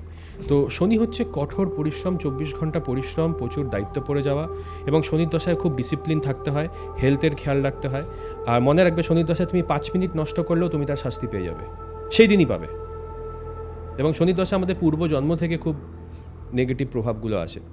ওকে, শনির দৃষ্টি যে ঘরগুলোতে পড়বে সেই ঘরগুলো নিয়ে খুব প্রবলেম হয়। শনির দৃষ্টি যদি 9ম স্থানে পড়ে তাহলে তোমার বস বা ম্যানেজার তোমার সাথে খারাপ ব্যবহার করবে। 10ম স্থানে পড়লে তোমার কেরিয়ার ড্যামেজ হতে পারে। একাদশে পড়লে বন্ধু মহল তোমার নামে অ্যাকচুয়ালি কী ভাবে বা তোমার উন্নতিতে বন্ধু মহল জেলাস, সেটা শনি তোমাকে চোখের সামনে দেখিয়ে দিল। শনি 7মে দৃষ্টি তোমাকে বুঝিয়ে দিল যে আমার হাজব্যান্ড বা আমার ওয়াইফকে আমি পারফেক্ট ভাবতাম, সে অতটাও পারফেক্ট না, সে তো স্বার্থপর। শনির দৃষ্টি 4র্থে পড়লো, তোমার পরিবারের লোককে তুমি যতটা ভালো ভাবতে, তুমি জানতে পারলে এরা তো পেছনে তোমার নামে খারাপ কথা বলে। তো শনি তোমার সামনে শুধু ওই যে চকচকে যে মোড়কটা, ওটা খুলে রেখে দিচ্ছে যে দেখ, মানে চকলেটের ওপর থেকে গোল্ডেন কালারের র্যাপারটা খুলে দিচ্ছে, আর দেখলে ভেতরে চকলেট নয়, ওটা অন্য কিছু। বৃহস্পতির দশা তোমাকে এরকম আশা দিয়ে রাখে, না হবে, সব ঠিক আছে, চাকরি ঠিক আছে। শনি এসে তোমাকে এক্সপোজ করে দেয়, রিয়েলিটি চেক। হ্যাঁ, ধরো অনেকে দেখবে যে, হ্যাঁ, রিয়েলিটি চেক, অনেকে দেখবে যে ভলেন্টারি রিটায়ারমেন্ট নেয়। কেন? কারণ কম্পিউটার চলে এসছে, এরকম অনেক হয়েছিল। কম্পিউটার চলে এসছে বলে মানে তারা রিটায়ারমেন্ট নিচ্ছে, কম্পিউটার শিখবো না, চাকরিও করবো না। তো এই শনি আমাদেরকে নিজের দুর্বলতার সামনে দাঁড় করিয়ে দেয়। তোমার যে দুর্বলতা আছে সেই দুর্বলতার সামনে তোমাকে দাঁড়, যেমন আমি কেমিস্ট্রি পারতাম না, ঠিক আছে, তো একটা ছোট শনির পিরিয়ড আমাকে কেমিস্ট্রিতেই ভালো করতে হয়েছিল, ঠিক আছে, তো দরকারের থেকে বেশি পরিশ্রম করতে হয়েছিল কেমিস্ট্রিটাকে মাস্টার করার জন্য। বাট আমি কেমিস্ট্রিতে ভালো নই, অর্গ্যানিক কেমিস্ট্রি বা ইনঅর্গ্যানিকে। তো বেসিক্যালি শনি তোমাকে তোমার দুর্বলতার সামনে এক্সপোজ করে দেবে এবং তোমাকে বোঝাবে যে এই জায়গাগুলোতে আমি দুর্বল, তাই আমার শুধু সেইগুলোই ফলো করা উচিত যেগুলোতে আমার স্ট্রেংথ। তাই শনির দশায় সব থেকে বেশি লোক নিজের প্যাশনকে ফলো করে। যেমন গায়ক হতে চাই, আমি ডান্সার হতে চাই, আমি অ্যাক্টর হতে চাই, আমি অ্যাস্ট্রোলজার হতে চাই, আমি পডকাস্টার হতে চাই, সবাই এটা শনির দশাতেই শুরু করে, কারণ এটা আমি পারি, এটাই করব। কারণ এত বেশি দুর্বলতা শনি আমাকে দেখিয়েছে, আমি আমার স্ট্রেংথ ফলো করতে চাই। তারপরে শনির দশায় কনস্ট্যান্ট একটা উন্নতি হয়। আর শনির দশায় কেউ মানসিক যন্ত্রণায় ভোগে না। ওকে, লোকে মানসিক যন্ত্রণায় শুভ দশায় ভোগে, কারণ সে সফট হয়ে যায় ভেতর থেকে। শনির দশায় তুমি কঠোর হয়ে যাবে, শক্তপোক্ত হয়ে যাবে। ওই জন্য তুমি কেউ শনির দশায়, আমি কাউকে মেন্টাল কমপ্লেন করতে শুনিনি। সবাই বলে হ্যাঁ আমি একটু একাকিত্বে ভুগছি, বাট ঠিক আছে। এটা হচ্ছে শনির দশা। ওয়ান্ডারফুল, মানে এত ডিটেলে আমি জেনুইনলি জানতাম না। Thank you so much.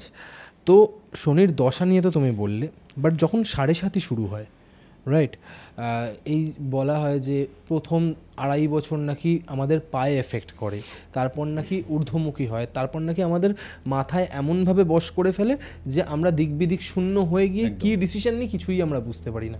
তো এটা কতটা সত্যি?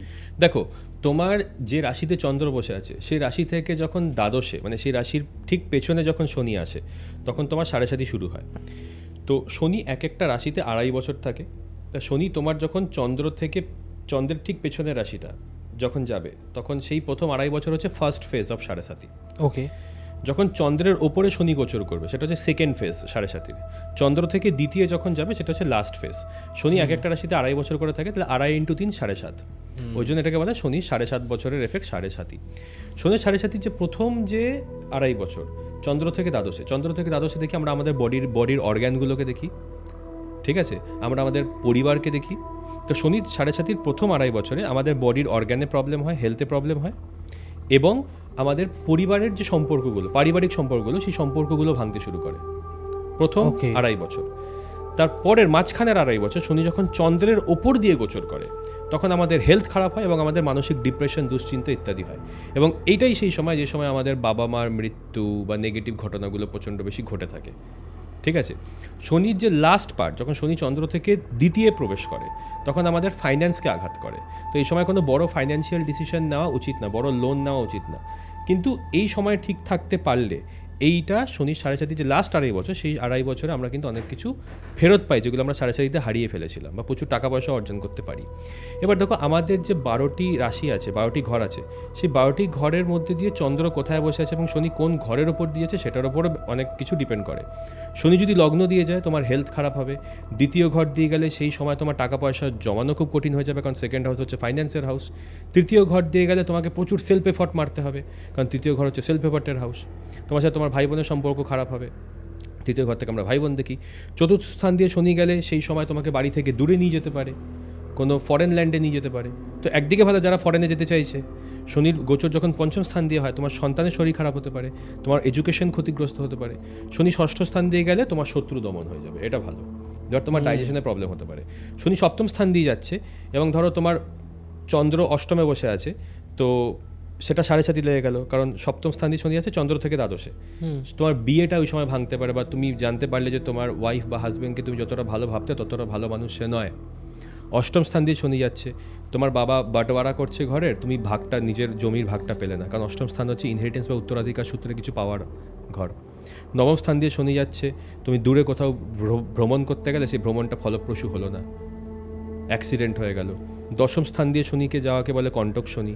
তো সেই সময় কি হয়, তোমার কেরিয়ারে আপ অ্যান্ড ডাউন তৈরি হয়। শনি একাদশ স্থান দিয়ে যাচ্ছে, তোমার বন্ধুরা তোমাকে প্রচণ্ড জেলাস করছে, তোমার ফ্রেন্ড সার্কেলটাকে শনি একদম জিরো করে দেবে, কারণ সমস্ত খারাপ বন্ধুগুলোকে শনি ওখান থেকে দূরে সরিয়ে দেবে। দ্বাদশ স্থান দিয়ে শনি যাচ্ছে, সেই সময় তুমি বিদেশ যাত্রা করলে, তোমার বিদেশ যাত্রায় তুমি একাকিত্বে ভুগলে, কাজ পেলে না, জব পেলে না, ব্যর্থতা ফেস করলে। তো এবার দেখতে হবে যে এই দুটো ইনফরমেশনকে মিলিয়ে দেখতে হবে যে কী কী কী কী ঘটছে। তো এটাই হচ্ছে শনির 7.5 এবং শনির 12টি ঘরে গোচরের যে ফল। অনেকটা ডিটেলে জানলাম। তো আজকের কনভারসেশন যখন আমরা শুরু করেছিলাম তখন তুমি একটা কথা বলেছিলে যে ছায়া গ্রহ বা শ্যাডো প্ল্যানেট রাহু এবং কেতু, এবং আমার কোথাও না কোথাও মনে হয় আমরা যারা এই সোশ্যাল মিডিয়ার প্ল্যাটফর্মে কাজ করছি, যারা এত অডিয়েন্সের মাঝখানে, এত মানুষের মাঝখানে কোনো কিছুকে রিপ্রেজেন্ট করছি, তাদের জন্য এই দুটো প্ল্যানেট ভীষণভাবে ইম্প্যাক্ট ক্রিয়েট করে, তাদের প্রফেশনাল লাইফ হোক বা তাদের ব্যক্তিগত জীবন হোক। তো আমাকে একটু ডিটেলে বলো যে রাহু আর কেতু আমাদের লাইফকে কিভাবে ইম্প্যাক্ট করে। দেখো, রাহু কেতুর যে মেন যে এন্টিটিটি ছিলেন তার নাম ছিল স্বয়ভারু, অনেকে বলে সর্বানু বা স্বয়ভারু। তো স্বয়ভারু একটি রাক্ষস বা ডিমন ছিলেন। তো অমৃত যখন ডিস্ট্রিবিউট করা হচ্ছিল তখন দেবতারা আগে অমৃতটা পাচ্ছিলেন। তো স্বয়ভারু বুঝতে পেরেছিল যে কোথাও একটা গিয়ে আমরা রাক্ষসটা পাবো না, তো উনি দেবতা সেজে মানে দেবতাদের লাইনে ঢুকে পড়েছিলেন, চন্দ্র এবং সূর্যের মাঝখানে দাঁড়িয়েছিলেন। চন্দ্র এবং সূর্য, চন্দ্র রিয়েলাইজ করে যে এটা তো দেবতা নয়, তো ছদ্মবেশী। বিষ্ণুকে বলেন যে দেখুন ও তো ঢুকে পড়েছে আমাদের লাইনে। তো বিষ্ণু তার সুদর্শন চক্র দিয়ে তার গলাটি কেটে দেয় স্বয়ভারুর, কিন্তু ততক্ষণে সে 1 ফোঁটা অমৃত খেয়ে ফেলেছিল, নেকটার। তো যার জন্য রাহু এবং কেতু অমর হয়ে যায়, ঠিক আছে, এবং তারা সবসময় উল্টো দিকে ঘোরে। এবার ব্যাপারটা হচ্ছে যে বিষ্ণু তো আগে থেকেই জানতেন, কারণ বিষ্ণু তো সব জানেন যে এটি ঘটবে, তাহলে রাহু কেতুকে আটকাননি কেন? তার কারণ রাহু সবসময় আমাদের জীবনে নতুন জিনিসকে বোঝায়। ধরো চন্দ্র যখন, ধরো এটা যদি পৃথিবী হয়, চন্দ্র যদি এখান থেকে আস্তে আস্তে উঠছে, চন্দ্রের যে উপরিভাগটা সেটা হচ্ছে রাহু।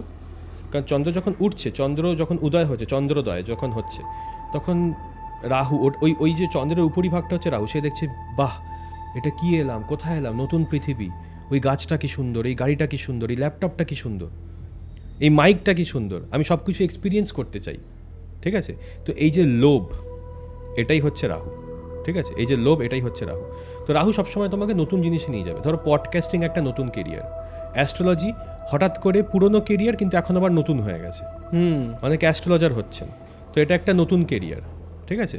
তাহলে এই যে নতুন কেরিয়ারকে বেছে নেওয়া, নতুন টেকনোলজি, জাভা, পাইথন ইত্যাদি ল্যাঙ্গুয়েজ শেখা, নতুন ধরনের জিনিস শেখা, এই সব কিছুর ওভারঅল গভর্নেন্স হচ্ছে রাহু। যদিও কম্পিউটার প্রোগ্রামিংকে আমরা কেতু থেকে দেখি, ম্যাথামেটিক্সকে আমরা কেতু থেকে দেখি, কিন্তু এই যে নতুন প্রফেশনকে বেছে নেওয়ার যে ইচ্ছে, এই যে বিদেশে যাওয়ার ইচ্ছে, নতুন কিছু, নতুন জামা কাপড় পরার যে ইচ্ছে, নতুনের যে ইচ্ছে, সেটি রাহু। রাহু কিন্তু মেকানিক্যাল আইটেমস বা অটোমেটেড আইটেমসকে বোঝায়। ধরো একটা মেশিন, সেই মেশিনটাকে রুল হচ্ছে শনি দিয়ে, কিন্তু সেই মেশিনটা যখন অটোমেটেড হয়ে যাবে, অটোমেটিক্যালি কাজ করছে একটা মেশিন, ধরো কোনো বড় কনভেয়ার বেল্ট, এই অটোমেটেড মেশিনকে বলা হয় রাহু। রাহু হচ্ছে যন্ত্রাংশ রিলেটেড ইঞ্জিনিয়ারিং, যেখানে কেতু হচ্ছে তার পেছনের যে ম্যাথামেটিক্স। ওই জন্য কম্পিউটার প্রোগ্রামিংয়ের যে ম্যাথামেটিক্স সেটাকে আমরা কেতু থেকে দেখি, কিন্তু এই যে ল্যাপটপ এই যন্ত্রটাকে দেখছো, নতুন যে যন্ত্রটা, দিস ইজ রাহু, যে এক্সটেরিয়ারটা রাহু, ইন্টেরিয়ারটা কেতু। ওকে, যখনই মেকানিক্যাল আইটেমস দেখবে শনি, কিন্তু মেকানিক্যাল আইটেমসের মধ্যে যখন আমি ইলেকট্রিক প্রবাহ করব, তখন ওটা হয়ে যাবে মঙ্গল প্লাস শনি। তার মানে মঙ্গল হচ্ছে ইলেকট্রিক্যাল ইঞ্জিনিয়ারিংকে দেখায়, শনি মেকানিক্যাল ইঞ্জিনিয়ারিংকে দেখায়, রাহু অনেকটা ইলেকট্রনিক্স বা সেন্সার্স। কারণ রাহু তো শুধু মাথা, আর সেন্সার দিয়ে আমরা কি করি, সেন্স করি। তো ওই জন্য সেন্সার্স বা ইলেকট্রনিক্স অ্যান্ড কমিউনিকেশনের যে সেন্সারি টেকনোলজি আছে, ইনফরমেশন অফ থিংস, আইওটি, এইটা কিন্তু রাহু দ্বারা রুলড। ওকে, বা তার পেছনে যে কম্পিউটার প্রোগ্রামিংটা, সেটা কেতু দ্বারা রুল, ম্যাথামেটিক্সটা কেতু, আর বাইরের এক্সটেরিয়ারটা রাহু। ঠিক আছে, তো এই যে রাহু, এই যে গ্রহটা আমাদেরকে নতুনের কাছে নিয়ে যায়। রাহুর আনলিমিটেড এনার্জি, যা রাহু 10-এ সে সারাদিন কাজ করে। তাহলে যার বিবাহ স্থানে রাহু, সে একের বেশি সম্পর্কেও আকৃষ্ট হতে পারে। ওকে, রাহু চিটিংয়ের কারক। ঠিক আছে, যার 10-এ রাহু সে হয়তো একের বেশি প্রফেশন রাখবে, তাহলে যার 7-এ রাহু সে একের বেশি লোকের প্রতি ইন্টারেস্টেড হতে পারে, বা তার হাজব্যান্ড বা তার ওয়াইফও তাকে চিট করতে পারে, যার জন্য তাকে বাধ্য হয়ে অন্য কারোর কাছে যেতে হতে পারে। সবসময় যে সে চিট করবে তার তো কোনো মানে নেই। তো এইভাবে আমরা রাহুর লোভকে দেখে থাকি। রাহুর লোভের কোনো শেষ নেই, রাহুর কোনো ধরই নেই। ও যা খাবে সেটাই মনে হবে যে এনাফ নয়। তুমি ধরো একটা খুব দামি একটা জুতো কিনলে, অনেকে স্নিকারের শখ হয় আজকাল জেনজির, জুতো কিনলে ধরো তুমি জুতোটা কিনলে অনেক দাম দিয়ে, আরেকটা কিনবো, এর কোনো শেষই নেই। রাহুর কোনো স্যাটিসফ্যাকশন লেভেলই নেই। ওই জন্য রাহুকে সবসময় একটু শান্ত রাখতে হয়। আবার এই রাহুই দেখো, যেহেতু ওর খিদের কোনো শেষ নেই, হ্যাঁ, হয়তো ধরো সচিন টেন্ডুলকার যে রানের পর রান বানিয়ে গেছেন, বা কোনো একজন চেঙ্গিস খাজের জায়গা, মানে দেশের পর দেশ দখল করে গেছেন, সেই যে খিদে, সেই যে অ্যাগ্রেশন, সেটাও আমরা রাহু থেকে দেখি। মহর্ষি পরাশর বলছেন যে একটি আর্মির মধ্যে, ঠিক আছে, যেটা রিজার্ভড আর্মি, যে আর্মিটা মানে তোমার রাজ্যকে প্রোটেক্ট করছে, সেটা কেতু। আর যে আর্মিটা এগিয়ে গিয়ে কোনো জিনিসকে নতুন দখল করতে যাচ্ছে, কোনো আননোন টেরিটরিকে দখল করতে যাচ্ছে, সেই আর্মিটা হচ্ছে রাহু। ওকে, তো আগ্রাসী মনোভাবকে আমরা রাহু থেকে দেখি, নতুন জিনিসকে জানার ইচ্ছা রাহু থেকে দেখি। ঠিক আছে, বা এই পৃথিবীতে যা কিছুই ট্যাবু, ধরো এরকম কোনো প্রফেশন যেটা বেশি কেউ করে না, শুধু একটা লোক করে, ধরো কেউ উইচ ক্রাফট করে বা ট্যারো রিডার, যেমন আমিও ট্যারো রিডিং করি, তো এটাকে আমরা অনেকটা রাহু থেকে দেখবো, যে রাহুই আমাকে ওই প্রফেশনের দিকে নিয়ে গেছে। হ্যাঁ, এই জিনিসগুলোর অনেক পার্শিয়াল রুলারশিপ আছে, বাট এই যে নতুন কিছু করার ইচ্ছে বা এমন কিছু করার ইচ্ছে যেটা আর বাকি কেউ করছে না, এটা রাহু দ্বারা রুলড। ওকে, আর এই যে তুমি বললে যে তুমি একটা নতুন প্রফেশনে আছো, এটা রাহু দ্বারা রুলড। কিন্তু এই যে তুমি ক্যামেরার সামনে বসে আছো, এই যে লাইট, ক্যামেরা, অ্যাকশন, এটা ভিনাস, এটা শুক্র, মেকআপ ভিনাস, রাহু শুক্র বন্ধু। ওই জন্য যাদের রাহু শুক্র যোগ, তাদের হরোস্কোপে ন্যাচারালি আকর্ষণ যোগ তৈরি হয় এবং তারা প্রচণ্ড পপুলার হয়। তো ইয়েস, আমি কোথাও একটা গিয়ে রাহু শুক্র দ্বারা প্রভাবিত। এবং আজকে বিশেষ করে লাইট জ্বলছে, ক্যামেরার সামনে আমরা বসে আছি, ক্যামেরার লেন্সকে তুমি বলতে পারো শুক্র। ওকে, বাট যখন আমি ওটাকে ফটোগ্রাফ করব, ওটা হয়ে যাবে মার্কারি। কেন? কারণ মার্কারি হচ্ছে পৃথিবী এলিমেন্ট, আর্থ এলিমেন্ট, ফিক্স করে দেয়। ওই জন্য ফটো ক্যামেরা লেন্সকে আমি দেখতে পারি শুক্র দিয়ে, কিন্তু ফটোগ্রাফারকে দেখবো আমি বুধ দিয়ে। আর রাহু যে ব্যাপারটা, রাহু হচ্ছে ইলিউশন। ঠিক আছে, এই যে আমরা তো ন্যাচারাল লাইটে বসি নেই, এক্সট্রা লাইট তুমি এক্সট্রা লাগিয়েছো, এই যে এক্সট্রা যে এফেক্টগুলো, এটা হচ্ছে রাহু। ধরো রাহু এবং শনি দুজনই কুম্ভ রাশিকে রুল করে। ঠিক আছে, কুম্ভ রাশি হচ্ছে ন্যাচারাল একাদশ ঘর। এই যে একাদশ ঘরে তুমি চাকরি করে যেটুকু স্যালারি পাচ্ছ, সেটা শনি, যেটা তোমার প্রাপ্য, যে বোনাসটা পাচ্ছ, কমিশনটা পাচ্ছ, বা তোমার যে সিটিসিটা অনেকটা বড়, বাট ক্যাশ ইন হ্যান্ডটা তো কম। ওই যে বড় করে তুমি যে সিটিসিটা দেখাচ্ছ, না আমি এত এলপিএ স্যালারি পাচ্ছি, বাট বাস্তবে তো তুমি কম পাচ্ছ ওর থেকে। ওই যে বড় করে যে নিজেকে দেখানো, জাহির করে, সেটা রাহু, আর অ্যাকচুয়ালটা শনি। তো রাহু শো অফে খুব হেল্প করে, social media, advertisement, cinema, artist, বা যারা আগেরকার দিনে রাজারা যেরকম নিজেদেরকে নিয়ে গল্প বলাতেন, জানো আমি রাতের বেলা বাঘ হয়ে যাই ইত্যাদি। তো এই যে ইলিউশনটা ক্রিয়েট করা, এটা রাহু। তো এইভাবে বিভিন্ন প্ল্যানেট ওতপ্রোতভাবে জড়িয়ে। এবং এই রাহু কেতু থেকে আমরা কালসর্পযোগকেও দেখে থাকি, যেটাকে অনেকে একটু ভয় পেয়ে থাকেন। এই কালসর্পযোগ নিয়ে আমি কথা বলবো, বাট তার আগে আমার আরও বেশ কয়েকটা প্রশ্ন আছে, অ্যান্ড যেটা ভীষণভাবে রেলেভেন্ট। কালসর্পদোষ নিয়ে তো অবশ্যই আমার অনেক কিছু জানার আছে ইন ডিটেল, বাট তার আগে আমার কিছু প্রশ্ন আছে। আমি তোমার কাছ থেকে একটা কথা জানতে চাই, তবেই আমি প্রশ্নটা করতে পারবো তোমায়, যে তুমি কি ভাগ্য বা ডেস্টিনিকে বিশ্বাস করো? দেখো, আমাদের এই ইউনিভার্স অথবা এই ব্রহ্মাণ্ড, এর শুরু থেকে শেষ অবধি সব কিছুই আগে থেকে ঠিক হয়ে আছে প্রিডেস্টাইন। তাহলে তুমি বলবে যে তাহলে আমি অ্যাস্ট্রোলজিতে প্রেডিক্ট করছি কেন বা আমি রেমেডি দিচ্ছি কেন, এইটাও প্রিডেস্টাইন্ড। ওকে, ধরো তোমার নাম অরিত্র, তুমি একটি বিপদে পড়ে আমার কাছে আসবে এবং আমার দ্বারাই তুমি সলিউশনটা পাবে, এইটাও প্রিডেস্টাইন্ড। এবার যদি তুমি কোনো বাজে অ্যাস্ট্রোলজারের কাছে যাও এবং ভুল রেমেডি করো, সেইটাও প্রিডেস্টাইন্ড। তো এইটা আমাদের ভাগ্যের উপর নির্ভর করে। তো তুমি বলতে চাইছো যে সব কিছুই প্রিডেস্টাইন্ড। Yes. তার মানে মানুষ একটা কথা বলে যে জন্ম মৃত্যু বিয়ে তিনটেই আগে থেকে প্রিডেস্টাইন্ড হয়ে থাকে বা আগে থেকেই ভবিতব্য লেখা থাকে বা তিন বিধাতা নিয়ে। হ্যাঁ, আমি যদি খুব মানে অর্ডিনারি বাংলায় বলি যে একদম। জন্ম মৃত্যু বিয়ে তিন বিধাতা নিয়ে, তো সেক্ষেত্রে তাহলে যেই মানুষটার বিয়ের পর ডিভোর্স হয়ে যাচ্ছে সেটাও কি প্রিডেস্টাইন্ড? বা যেই মানুষটাকে বিয়ের পর ডিভোর্সের ক্ষেত্রে গিয়ে এতগুলো টাকা নিজের হার্ড অ্যান্ড আর্ন মানি, সেটা তো সে তার ডেস্টিনিতেই কামিয়েছে, সে তো তার নিজের ভাগ্যের জোরেই সে সেই টাকাটা অর্জন করেছে, তাহলে কি এটাও তার প্রিডেস্টাইন্ড বা এটাও তার ভাগ্যে রয়েছে, সে সেই কষ্ট করে অর্জন করা টাকাটা অন্য কাউকে দিয়ে দেবে? একদম, সবটাই প্রিডেস্টাইন্ড। এবং আমি এটা বিয়ের আগে থেকেই বলতে পারি। তো যেরকম যেমন এবার আমাদেরকে কালচারটা বুঝতে হবে, দেশকালপাত্র বুঝতে হবে। ওকে, যে 1985 আগের চার্টে সপ্তম স্থান অর্থাৎ বিবাহ স্থানে যদি আমি রাহু শনি মঙ্গলও দেখে থাকি, তাহলেও আমি জানি এদের বিয়ে ভালোই কেটেছে। এবং আমি জিজ্ঞেস করি আপনাদের বিয়েতে একটু প্রবলেম হয়েছিল, তারপরে সব ঠিক হয়ে গেছে তাই তো? ওনারা বলেন হ্যাঁ তাই। কিন্তু যদি আমি 1995 বা 2000 সালের চার্ট দেখি, সেখানে জাস্ট একটা খারাপ প্লেসমেন্ট আছে, তাতেই ডিভোর্স হয়ে যাচ্ছে। কারণ কালচারের সাথে কিন্তু আমাদের যে অ্যাকশনগুলো সেগুলো চেঞ্জ হয়ে যাচ্ছে। ঠিক আছে, তুমি যদি দেখো পর্তুগাল, ইউক্রেন টাইপের কান্ট্রিতে কিন্তু 60%-এর ওপরে ডিভোর্স, পর্তুগালে 95%। তার মানে একটা পাড়াতে 100 জন থাকলে 95 জন ডিভোর্সড, এবং তাদের প্রভাবে বাকি 5 জন হয়তো ডিভোর্স হয়ে যাবে। ঠিক আছে, তো অর্থাৎ এটা দেশকাল পাত্র অনুযায়ী ডিপেন্ড করছে যে ডিভোর্সটা ব্রেকআপের মতো ইজি হয়ে যাচ্ছে। এবার আছে যে বিবাহ স্থানে কোন কোন গ্রহ থাকলে সেগুলো একটি হাজব্যান্ড এবং ওয়াইফের মধ্যে সেপারেট আগে করাতে পারে। তো দেখো, রাহু যদি সপ্তমে থাকে তাহলে হয় তুমি চিট করবে, না হলে তুমি চিটেড হবে। তুমি চিট করবে না চিটেড হবে সেটা অন্য জায়গা থেকে দেখতে হবে, বাট একটা টেন্ডেন্সি বিয়েটা খারাপ হওয়ার সবসময় লেগেই থাকে, এবং বিয়ের পরে হাজব্যান্ড এবং ওয়াইফের মধ্যে শত্রুতা তৈরি হয়। ঠিক আছে, রাহু সপ্তমে থাকলে একে অপরের সাথে বিয়ের আগে তাদের মধ্যে সম্পর্ক ভীষণ ভালো থাকতেই পারে, কারণ তখনও তো তারা একসাথে থাকা শুরু করেননি। ওকে, ঠিক আছে, যতক্ষণ তুমি 4 দেওয়ালের মধ্যে একসাথে 6-7 মাস না থাকছো, ততক্ষণ তো ওটা পুরোপুরি নবাংশ চার্ট অ্যাক্টিভই হচ্ছে না, বিয়েটা অ্যাক্টিভই হচ্ছে না। বিয়ের ব্যাপারটা তো অ্যাক্টিভেট হয় একসাথে 4 দেওয়ালের মধ্যে থাকার পরে। প্রেম করার সময় তো রেস্টুরেন্টে দেখা, মোবাইলে কথা, ওটার সাথে তো বন্ধুত্ব রকমের সম্পর্ক, সেটার সাথে তো বিয়ের সম্পর্ক সেভাবে নেই। ঠিক আছে, ওই জন্যই তো দেখো যে ম্যাক্সিমাম ম্যারেজ যেটা ফেল করে সেটা তো লাভ ম্যারেজ ফেল করে, অ্যারেঞ্জ ম্যারেজ তো অপেক্ষাকৃত কম ফেল করে।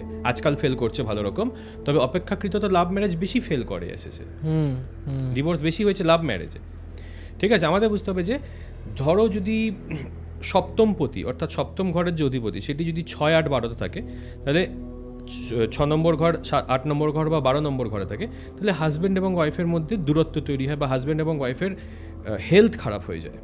ঠিক আছে, আবার আমাদের দেখতে পাই সপ্তম স্থানে যদি কেতুর অবস্থান হয়, রাহু বা কেতু, রাহুর অবস্থান হলে চিটিংয়ের সম্ভাবনা থাকে, এবং কেতুর থাকলে ওখানে কি হয় যে বিয়ে হলো বাট বিয়ের অনুষ্ঠানে একটা খুব খারাপ ঘটনা ঘটলো, যেটা আগেরকার দিনে হতো। আজকালকার দিনে কি হচ্ছে, বিয়েটা ঠিকঠাক করে হয়ে যাচ্ছে, বা হওয়ার হলে হয়তো বিয়ের আগেই এঙ্গেজমেন্ট ভেঙে যাচ্ছে, অথবা হয়তো বিয়ের পরে সেপারেশন 100% হয়েই যাচ্ছে। ওকে, ঠিক আছে, তো কেতু সাথে কিন্তু যথেষ্ট বাজে প্লেসমেন্ট, কারণ এটা এঙ্গেজমেন্ট ভাঙিয়ে দিতে পারে।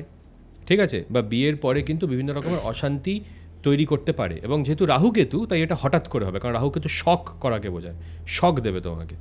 ঠিক আছে, আমি কিছু মানুষকে দেখেছি, সেটা ছেলে মেয়ে নির্বিশেষেই, যে তার কোনো কিছু একটা স্যাটিসফ্যাকশন না পেলেই, মানে সেটা হতে পারে মেন্টাল স্যাটিসফ্যাকশন, সেটা হতে পারে কোনো ম্যাটেরিয়ালিস্টিক স্যাটিসফ্যাকশন, যে সেটা সে যদি না পায় তার পার্টনারের কাছ থেকে, বা তার যে গার্লফ্রেন্ড আছে, বয়ফ্রেন্ড আছে, রাদার কি তার হাজব্যান্ড ওয়াইফ যেই থাকুক না কেন, তার কাছ থেকে যদি সে তার ডিজায়ার্ড জিনিসটা না পায়, তখনই তাকে চিট করে।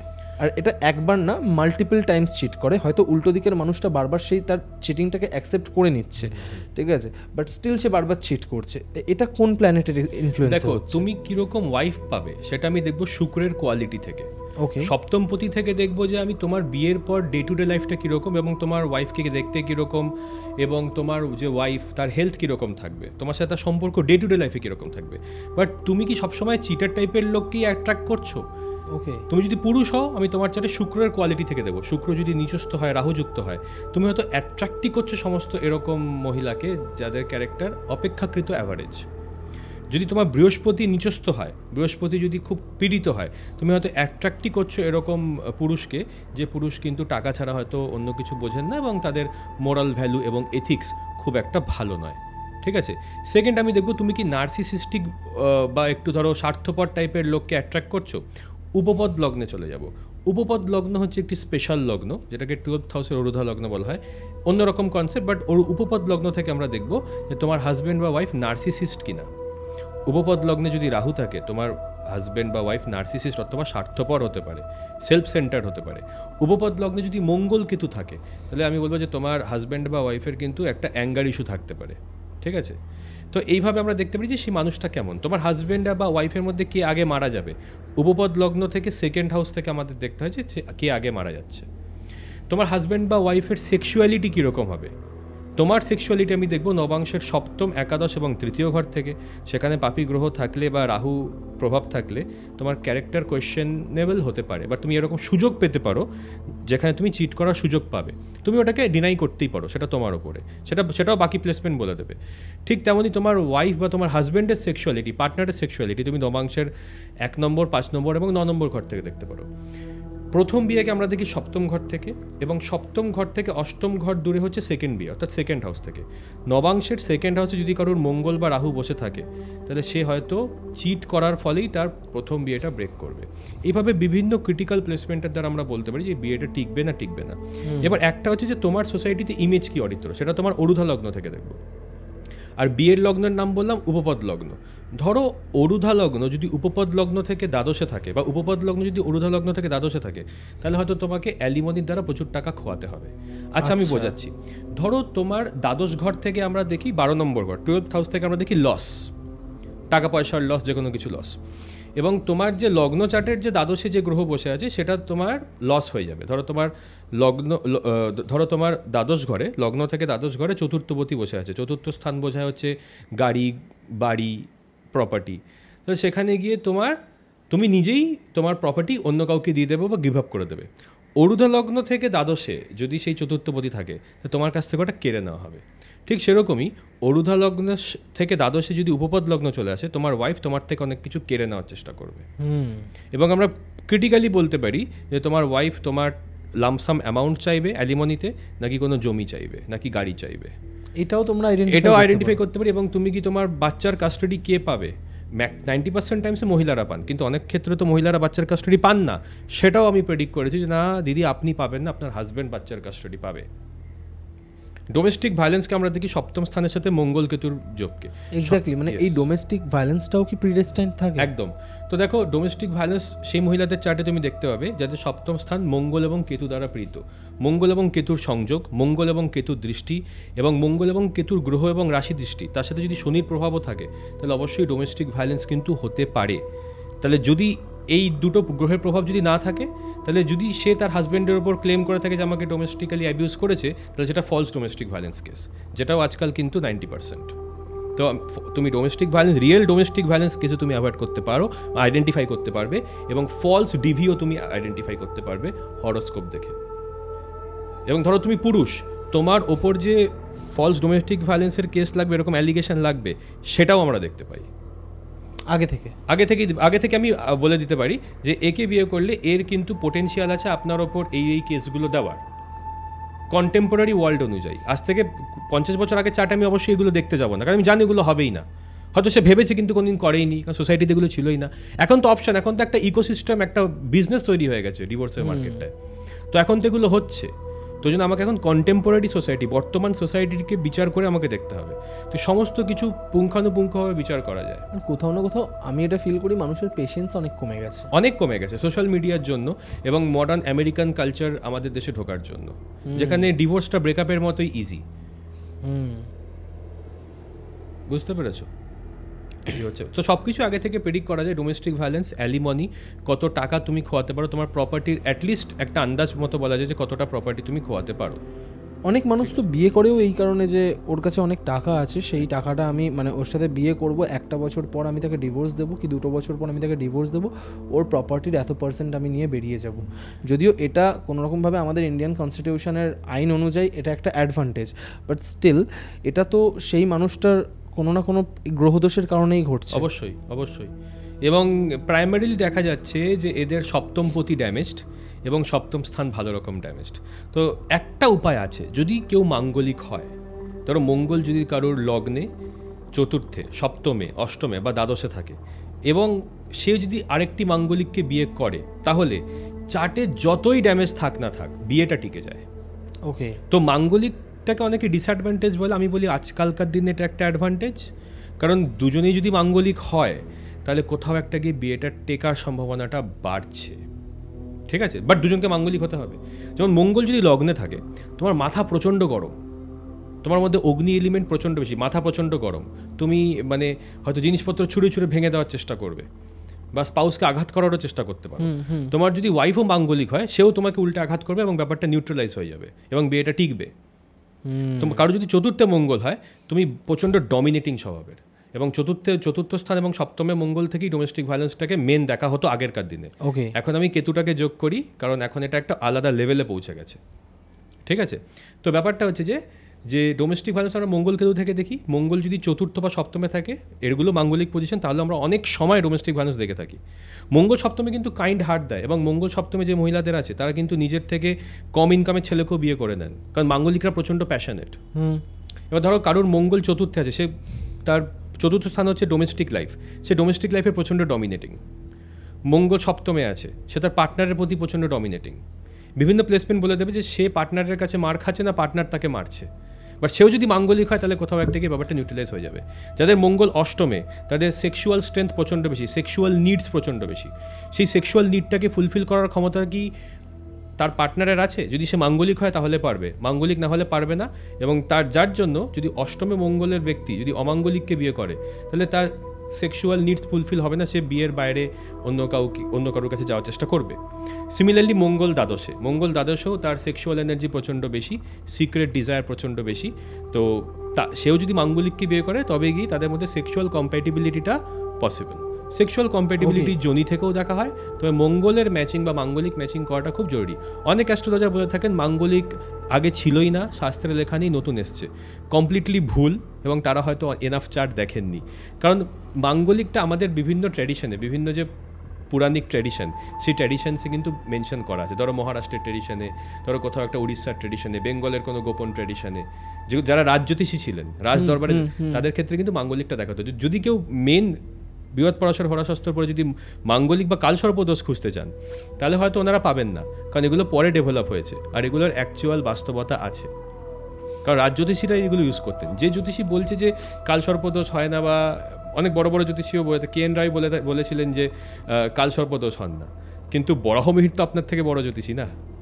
কালিদাস, কল্যাণ ভার্মা, যারা হাজার হাজার বছর আগে ছিলেন, তারা তো আপনার থেকে বড় জ্যোতিষী, তারা তো বলে গেছে এগুলো হয়, কারণ তারা রাজ দরবারে জ্যোতিষ ছিলেন, তাদের জ্যোতিষের লেভেলটা অন্য লেভেলে ছিল, যেটা আমরা কল্পনাও করতে পারি না। জ্যোতিষের লেভেলের উপর ডিপেন্ড করে মহারাজারা যুদ্ধে যেতেন, তো সেটা তো আমরা কোয়েশ্চেন করতে পারি না। তো এটা তো বলা ভুল। তো আমি তো মাঙ্গলিক যোগকে মানি, এবং আমি দেখেছি সিরিয়াসলি ডিভোর্স হয়ে। আমি বললাম, না দিদি আপনার বিয়েটা টিকেছে? বলছে হ্যাঁ ভালোই আছে। আপনার বর কি মাঙ্গলিক? বলছে হ্যাঁ আমার বর মাঙ্গলিক, স্ট্রং মাঙ্গলিক। হ্যাঁ মাঙ্গলিক, লগ্ন থেকেও মাঙ্গলিক, চন্দ্র থেকেও মাঙ্গলিক, ঠিক আছে। তো আমি যখন প্রথম জ্যোতিষ শুরু করেছিলাম, পড়া শুরু করেছিলাম, না কালসর্প হয় না, মাঙ্গলিক হয় না, জ্যোতিষীরা ভয় দেখিয়ে টাকা লুট করে। পরবর্তীকালে যখন আমি প্র্যাকটিস করা শুরু করলাম, তখন আমি বুঝলাম যে না, আমি ভুল ছিলাম। মাঙ্গলিকও হয়, কালসর্পও হয়, এবং চার্টের পর চার্ট, হাজার হাজার হাজার হাজার চার্ট দেখতে দেখতে বুঝতে পারে যে না, এগুলো অ্যাকচুয়ালি কাজ করছে। বিবাহ মুহূর্তটা সিলেক্ট করা খুব জরুরি। আজকাল পণ্ডিতরা বিবাহ মুহূর্ত সিলেক্ট করতে পারছেন না। ধরো স্বামী স্ত্রী যে সময় বিবাহ মণ্ডপে প্রবেশ করছে, সেই সময় সপ্তম স্থানটা ক্লিয়ার থাকা উচিত। আমি দেখছি যে কোনো রকমভাবে উইদাউট এনি নলেজ একটা বিবাহ মুহূর্ত দিয়ে দিচ্ছে, আর বিয়েটা টিকছে না। তো বিবাহ মুহূর্তটাও তো ভালো করে সিলেক্ট করতে হবে। সপ্তম স্থান ক্লিন রাখতে হবে, সপ্তম পতিকে স্ট্রং থাকতে হবে, বৃহস্পতি শুক্রকে স্ট্রং থাকতে হবে। এগুলো মানাই হচ্ছে না, যার জন্য এত প্রবলেম হচ্ছে। কোথাও একটা কি আমাদের ওভার কনফিডেন্স বা সব কিছুকে ম্যাথামেটিক্যাল ইকুয়েশনে প্রমাণ করার একটা ইচ্ছে, তো যদি সব কিছু যদি ম্যাথামেটিক্যাল ইকুয়েশন হয়ে থাকে তাহলে প্রেমের ইকুয়েশন কি? প্রেমের তো ইকুয়েশন হয় না। প্রেম, ভালোবাসা, বিশ্বাস দিয়েই তো গোটা পৃথিবীটা চলছে। এটার তো কোনো ইকুয়েশন হয় না। সব কিছু তো ম্যাথামেটিক্যালি প্রমাণ করা যায় না, বা করা যায় ওই সেই লেভেলে ম্যাথামেটিক্স এখনও পৌঁছায়নি, তাই না? এটা আমাদেরকে বুঝতে হবে। তো মাঙ্গলিক ম্যাচিংটা ভীষণ জরুরি। আমি এরকমও দেখেছি যে মাঙ্গলিক হওয়ার কারণে বিয়ের পরে সেই লাইফ পার্টনারের খারাপভাবে অ্যাক্সিডেন্ট পর্যন্ত হয়েছে। মানে এখানে কি মানে মঙ্গলের ওই ফায়ার এলিমেন্টটা কাজ করে? ব্যাপারটা দেখো, যে মাঙ্গলিক বলেই যে আমার লাইফ পার্টনার মারা যাবে এটা কিন্তু কমপ্লিটলি ভুল কথা। এটা হয় না।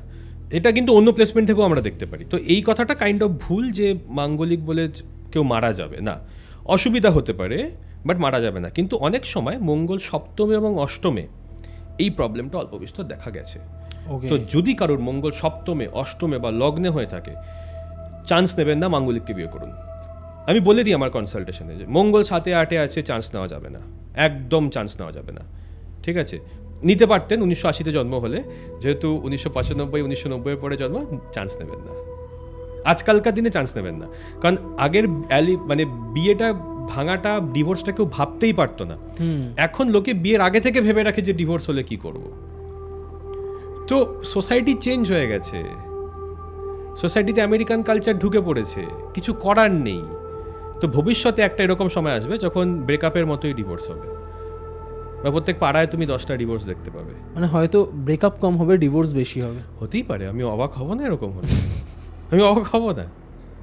ঠিক আছে, তো তুমি কালসর্পদোষের কথা বেশ কয়েকবার উল্লেখ করেছো, আর আমি বারবারই বলেছি যে এটা নিয়ে আমি পরে কথা বলবো, এটা নিয়ে আমি পরে কথা বলবো। তার কারণ হচ্ছে আমি যতবারই আমার জন্মছক কোনো অ্যাস্ট্রোলজারকে দেখিয়েছি, তারা এইটা আইডেন্টিফাই করেছে যে আমার জন্মছকে বিষধর কালসর্পযোগ আছে। ঠিক আছে, আর আমাকে তার জন্য একটা এরকম কবচও দেওয়া হয়েছিল, অ্যান্ড বলা হয়েছিল যে যেহেতু রূপোর কবচ ছিল, বলা হয়েছিল আমি যেন কোনো রকমভাবে কোনো শ্মশানে, হসপিটালে এবং আতুর বাড়ি বা অসুচ বাড়িতে না প্রবেশ করি। এটা পড়ে আমাকে সেখানে যেতে হলে এটা খুলে রেখে ভগবানের মূর্তি বা তার ছবির সামনে রেখে যেতে হবে, এসে ওটাকে আবার শোধন করে পড়তে হবে। বাট রিসেন্টলি আমি যখন আবার একজন অ্যাস্ট্রোলজারকে দেখাই, কারণ কী কী কন্ডিশান আছে আমার মনে হয় ডক্টরের কাছে হেলথ চেক আপ করানোর মতন একবার অ্যাস্ট্রোলজারের কাছে নিজের সব কিছু চেক আপ করানো 2-3 বছর অন্তর খুব দরকার। তো আমি যখন দেখাই, খুব পরিচিত একজন অ্যাস্ট্রোলজার, যারা বাংলার পডকাস্ট দেখে তারা ভালোভাবে বুঝতে পারবেন, তো পরিচিত অ্যাস্ট্রোলজার। তো তাকে যখন আমি দেখাই, সে আমাকে একটা কথা বলেন যে তোমার এই কালসর্প যোগ বা পিতৃদোষ যেটা রয়েছে তোমার পরিবারের সাথে, সেটা কেটে যাবে, বাট তার জন্য তোমাকে ত্র্যম্বকেশ্বর জ্যোতির্লিঙ্গে গিয়ে পুজো দিতে হবে। ওখানকার ভূমিটাই এতটা পবিত্র যে তোমার এই দোষগুলো কাটিয়ে দেবে। তুমি আমাকে একটা কথা বলো, আমি তাকে জিজ্ঞেস করতে পারিনি জিনিসটা, এই যে কালসর্প যোগ বা কালসর্প দোষ, এই দোষ বা যোগ আমাদের জন্মছকে কী করে অ্যাটাচ হয়, বা এর এফেক্ট কী কী হতে পারে, অ্যান্ড এর রেমেডি কী, আর সত্যিই কি জ্যোতির্লিঙ্গে গিয়ে এই সমস্ত দোষ থেকে মুক্ত হওয়া সম্ভব? আমি সম্পূর্ণটা বলে দিচ্ছি, তুমি বুঝে যাবে, এবং তুমি এটাও বুঝে যাবে তোমাকে কেন ত্র্যম্বকেশ্বরে উনি যেতে বলেছেন। বলে থাকলে ঠিক বলেছেন, আমি বলছি কেন। তো দেখো, প্রথম কথা হচ্ছে গিয়ে যে রাহু থেকে কেতু, অর্থাৎ প্রথমে তোমাকে দেখতে হচ্ছে কেতু থেকে রাহুর মধ্যে সমস্ত গ্রহ আছে কিনা। কেতু থেকে রাহুর মধ্যে যদি সমস্ত গ্রহ থাকে তাহলে বলা হয় কাল সর্পযোগ। ভারতের অনেক ট্র্যাডিশন আছে যেখানে বলা হয়, আবার উল্টো দিকে যদি রাহু থেকে কেতুর দিকে সমস্ত গ্রহ থাকে তাহলে ওটাকে বলা হয় কাল অমৃত যোগ। কাল সর্পদোষ তখন হয় যখন কেতু থেকে রাহুর মধ্যে সমস্ত গ্রহ থাকে। ঠিক আছে, তখন সেই মানুষটা প্রচণ্ড মেটেরিয়ালিস্টিক হয়ে যায়, ভৌতিক জিনিস খুব বেশি পছন্দ করে। যেমন মানে মাইক, এই যে ঘড়ি, এই যে জামা, মানে যেটা ভৌত জিনিস। ঠিক আছে, মানে ঘোষ নয়, ভৌত জিনিস। আবার যখন রাহু থেকে কেতুর মধ্যে সমস্ত গ্রহ থাকবে, তাহলে সমস্ত গ্রহগুলো রাহু অর্থাৎ মেটেরিয়ালিজম থেকে স্পিরিচুয়ালিটি কেতুর দিকে যাচ্ছে, তখন সেই মানুষটা আবার মোক্ষ লাভের চেষ্টা করে। ঠিক আছে, তো কেতু থেকে রাহুর মধ্যে কাল সর্পদোষ থাকলে তুমি এমন একটা জিনিসকে সারা জীবন ধরে পাওয়ার চেষ্টা করো যেটাকে পেতে তোমার খুব অসুবিধা হয়। এবং যদি তোমার কাল অমৃত যোগ থাকে তাহলে তুমি বুঝতে পেরে যাও যে এই জিনিসটা আমি পাবো না, দিয়ে সেটাকে গিভ আপ করে তুমি মোক্ষের দিকে এগোতে শুরু করো। ঠিক আছে, তবে আমরা দেখতে পারি যদি, তার মানে আমি আজকে কালসর্পদোষ নিয়ে আলোচনা করছি, তাহলে তোমার যদি সমস্ত গ্রহ কেতু থেকে রাহুর দিকে থাকে, কেতু মানে স্পিরিচুয়ালিটি, রাহু মানে মেটেরিয়ালিজম, তাহলে স্পিরিচুয়ালিটি থেকে যদি মেটেরিয়ালিজমের দিকে থাকে কেতু থেকে রাহুর মধ্যে, তাহলেই তোমার কাল সর্পদোষ থাকবে। এবার দেখো, রাহু যদি লগ্নে এবং কেতু সপ্তমে থাকে তাহলে সেটাকে বলা হয় অনন্তকাল সর্পযোগ। রাহু দ্বিতীয়, কেতু অষ্টমে, এটাকে বলা হয় বাসুকি কালসর্পযোগ। রাহু তৃতীয়, কেতু নবমে, এটাকে বলা হয় কুলিকা কালসর্পদোষ। রাহু যদি চতুর্থে, কেতু যদি 10-এ থাকে, ঠিক আছে, এটাকে বলা হয় শঙ্খফল কালসর্পদোষ। রাহু 5-এ, কেতু 11-তে পদ্ম, রাহু 6, কেতু 12-তে মহাপদ্ম, রাহু 7-এ, কেতু লগ্নে, এটা বিয়েতে প্রবলেম করে, এটাকে বলা হয় তক্ষক কালসর্পযোগ। আচ্ছা, ওকে। রাহু 8মে, কেতু 2-এ, এটা ফাইন্যান্সে ট্রাবল দেয়, এটাকে বলা হয় কার্কোটক কালসর্পযোগ। রাহু 9মে এবং কেতু 3-এ, এটি একটি মানুষকে ভণ্ড বানিয়ে দিতে পারে, ঠিক আছে, এটাকে বলা হয় শঙ্খচূড় কালসর্পযোগ। রাহু 10-এ, কেতু 4-এ, এটা কেরিয়ারে প্রবলেম আনতে পারে, পারিবারিক সমস্যা করাতে পারে, ঠিক আছে, যেটা পারিবারিক সমস্যা করাতে পারে, এটাকে বলে ঘাতক কালসর্পযোগ যোগ। রাহু 11-তে, কেতু 5মে যদি এটা থাকে, এটাকে বলে বিষধর কালসর্পযোগ। এই বিষধর কালসর্পযোগ থাকলে বন্ধুদের দ্বারা প্রতারিত হতে পারো, বুঝতে পারছো, যেটা তোমার আছে, ঠিক আছে। এবার তোমার যদি বৃশ্চিক লগ্ন হয়, তাহলে রাহু 11-এ, মানে রাহু হচ্ছে গিয়ে তোমার কন্যা রাশিতে, এবং কন্যা রাশির উল্টো দিকে কি হয়, মীন রাশি। তার মানে তোমার বিষধর যে কালসর্প যোগটা আছে, তোমার 5মে তো কেতু, ঠিক আছে, তাহলে এই কেতুটাকে ধরলেই তো তোমার রেমেডিটা হয়ে যাচ্ছে। এবং কেতু বসে আছে মীন রাশিতে, মীন রাশির জ্যোতির্লিঙ্গ হচ্ছে ত্র্যম্বকেশ্বর। তো তুমি যদি অ্যাকচুয়ালি ত্র্যম্বকেশ্বর জ্যোতির্লিঙ্গে যাও, তোমার অ্যাকচুয়ালি ওটার অনেকটা রেমেডি হয়ে যাবে, পুরোটা না হলেও অনেকটা হয়ে যাবে। তিনি তোমাকে যে অ্যাডভাইসটা করেছেন সেটা ঠিক করেছেন। এবং রাহু যদি 12-এ থাকে, কেতু 6 থাকে, তাহলে ডাইজেশন প্রবলেম, জেল যাওয়ার সমস্যা ইত্যাদি হতে পারে। তাহলে সেইটিকে আমি বলবো শেষনাগ কালসর্পযোগ, যেগুলো আমি মেনশন করিনি, যেমন বাসুকি যেটা বললাম, যেটা প্রথম রাহু লগ্নে, কেতু 7মে, এটা বিবাহের প্রবলেম করে। বাসুকি এবং তক্ষক বিবাহে প্রবলেম করে, ঠিক আছে। কার্কোটাক কালসর্পযোগ এবং কুলিকা কালসর্পযোগ, ওকে ওকে, বাসুকি কালসর্পযোগ এবং অনন্ত কালসর্পযোগ, এটা ফাইন্যান্সে প্রবলেম করে, ঠিক আছে। তো এইভাবে আমরা দেখতে পারি। যেমন পদ্ম কালসর্পযোগ যদি থাকে, তাহলে সেটা সন্তান হওয়াতে প্রবলেম করে, কারণ পদ্ম কালসর্পযোগ মানে রাহু 5মে, কেতু 11-এ, সেটা কিন্তু বন্ধুভাগ্যও খুব একটা ভালো হয় না, বা কোথাও একটা গিয়ে সন্তান জন্মানোর ক্ষেত্রে প্রবলেম হয়, ঠিক আছে। মহাপদ্ম কালসর্পযোগ, রাহু 6, কেতু 12-তে, এটা কোথাও একটা গিয়ে শত্রু ভয় তৈরি করে, ঠিক আছে। তো এইভাবে বিভিন্ন কালসর্পযোগ থেকে আমরা বিভিন্ন প্রবলেম আমরা দেখতে পারি সেই ঘরের সিগনিফিকেন্স অনুযায়ী। এবার এই রাহু কেতু যদি একা থাকে কোনো প্রবলেম নেই, এর সাথে যে একটা গ্রহ জুড়ে যাচ্ছে অমনি প্রবলেম। যেমন মঙ্গলের সাথে যদি কেতু যুক্ত হয়ে যায়, পিশাচ যোগ, আবার সেই ভূত প্রেতের ভয়, ঠিক আছে। কেতুর সাথে শনি জুড়ে গেলেও সেটাও প্রেত যোগ, আবার ভূত প্রেতের ভয়। রাহুর সাথে মঙ্গল জড়িয়ে গেলে অগ্নিকাণ্ডের ভয় হয়, এটাকে বলে ছন্ন ছাড়া যোগ বা অঙ্গারক যোগ। তো ধরো যে রাহু কেতুর মধ্যে সবকটা প্ল্যানেট, তো এবার এই রাহু কেতু, এই যে দুটো পয়েন্ট, এই পয়েন্টের সাথে যে প্ল্যানেটটা জড়িয়ে যাবে সেই প্ল্যানেটটা ম্যাসিভ সাফার করবে। তো রাহুর সাথে চন্দ্র জড়িয়ে গেলে সাইকোলজিক্যাল ডিসঅর্ডার, সূর্য জড়িয়ে গেলে গভর্নমেন্টের প্রবলেম, মঙ্গল জড়িয়ে গেলে বড় রকমের কার অ্যাক্সিডেন্ট, বাইক অ্যাক্সিডেন্ট, বড় রকমের খারাপ রোগ হওয়ার সম্ভাবনা, শনি জড়িয়ে গেলে ভূত প্রেতের ভয়, ঠিক আছে। এরকম বুধ জড়িয়ে গেলে কি টাকা পয়সা রিলেটেড ফ্রড হয়তো কেউ করলো, সেই রিলেটেড ভয়। শুক্র জড়িয়ে গেলে ক্যারেক্টার খারাপ হওয়ার ভয় বা বিয়েতে প্রতারিত হওয়ার ভয়। তো এইভাবে কালসর্প যোগ থেকে এবং বিভিন্ন রকমের কালসর্প যোগ থেকে আমরা বিভিন্ন জিনিস দেখতে পাই।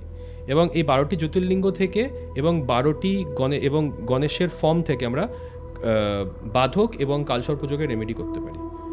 তার জন্য আমাদেরকে কেতু ধরতে হবে। যেমন তোমার কেতু হচ্ছে গিয়ে মীন রাশিতে 5ম স্থানে, তুমি ত্র্যম্বকেশ্বর জ্যোতির্লিঙ্গে যাও, ঠিক আছে। এবং এরকমও কিছু গণেশের ফর্ম আছে, সেই গণেশ মন্ত্র করলেও কিন্তু তোমার কালসর্পদোষের নিবারণটা অনেকটা হয়ে যাবে, যদিও এটা তোমাকে মেনটেন করতে হবে লম্বা সময় ধরে। এটা এমন একটা সাবজেক্ট, মনের মধ্যে এত প্রশ্ন আসছে, আমি যদি সব প্রশ্ন করতে থাকি তাহলে একটা সিনেমার থেকেও বড় পডকাস্ট হয়ে যাবে। এক্স্যাক্টলি। তো একদম আমি শেষ পর্যায়ে চলে এসেছি। তুমি আমার অনেকগুলো মানে কনফিউশন আজকে দূর করেছো, থ্যাঙ্কস ফর দ্যাট। বাট আমি একটা জিনিস জানতে চাই, কারণ আমরা যখনই জ্যোতিষশাস্ত্র নিয়ে কথা বলি তখন এক দুজনের নাম বারবার উঠে আসে, দ্যাট ইজ বরাহমিহির, লীলাবতী দেবী। এনাদের ব্যাপারে একটু জানতে চাই যে খনার বচন, এটা তুমি ইন্টারলিঙ্কটা করবে, ঠিক আছে। আর সবার শেষে আমি আর একটা প্রশ্ন করব তোমাকে, সেটা হচ্ছে এই ডেস্টিনি রিলেটেড। বাট তার আগে আমি এটা জেনে নিতে চাই যে খনার বচন আজকের দিনে দাঁড়িয়ে অ্যাস্ট্রোলজিতে কতটা রিলেভেন্ট। দেখো, ভারতীয় জ্যোতিষের ইতিহাসে ঋষি মুনিদের পরে সবথেকে যে মনুষ্যরূপী যে জ্যোতিষী, যাকে সবথেকে উঁচু স্তরে রাখা হয়, তার নাম হচ্ছে বরাহমিহির। গুপ্ত যুগে রাজা বিক্রমাদিত্যের সভায় নবরত্নের এক রত্ন ছিলেন বরাহমিহির। ঠিক আছে, বরাহমিহির ক্যালকুলেট করেছিলেন যে রাজার সন্তানের অর্থাৎ রাজপুত্রের মৃত্যু 18 বছর বয়সে হবে, এবং ঠিক তাই হয়েছিল, একটি বরাহের অ্যাটাক করার জন্য। ওই জন্য তার নাম ছিল মিহির, রাজা তাকে উপাধি দিয়েছিলেন বরাহমিহির। ওকে, ঠিক আছে, তো সেই বরাহমিহিরের যে পুত্র সে হচ্ছে পৃথুযশ বা পৃথুবশ অনেকে বলে থাকে। তো সেই পৃথুযশের যে স্ত্রী তিনি হলেন খনা। খনার নাম ছিল লীলাবতী। খনার জন্ম হচ্ছে বেঙ্গলের 24 পরগনা জেলার চন্দ্রকেতুগড় গ্রামে। ঠিক আছে, চন্দ্রকেতুগড় গ্রামে। তো সে বাঙালি ছিলেন, এবং খনা নিজের বচনে নিজেই বলেছেন যে আমি অটনাচার্যের বেটি, মানে এই ল্যাঙ্গুয়েজে বলছে আমি অটনাচার্যের বেটি। ঠিক আছে, তো উনি ওনার বাবার নামও রিভিল করে দিয়ে গেছেন। ঠিক আছে, সেই অটনাচার্যের লিঙ্ক কেউ কেউ বলে কাশ্মীরে আছে, কেউ কেউ বলে না বেঙ্গলেই আছে।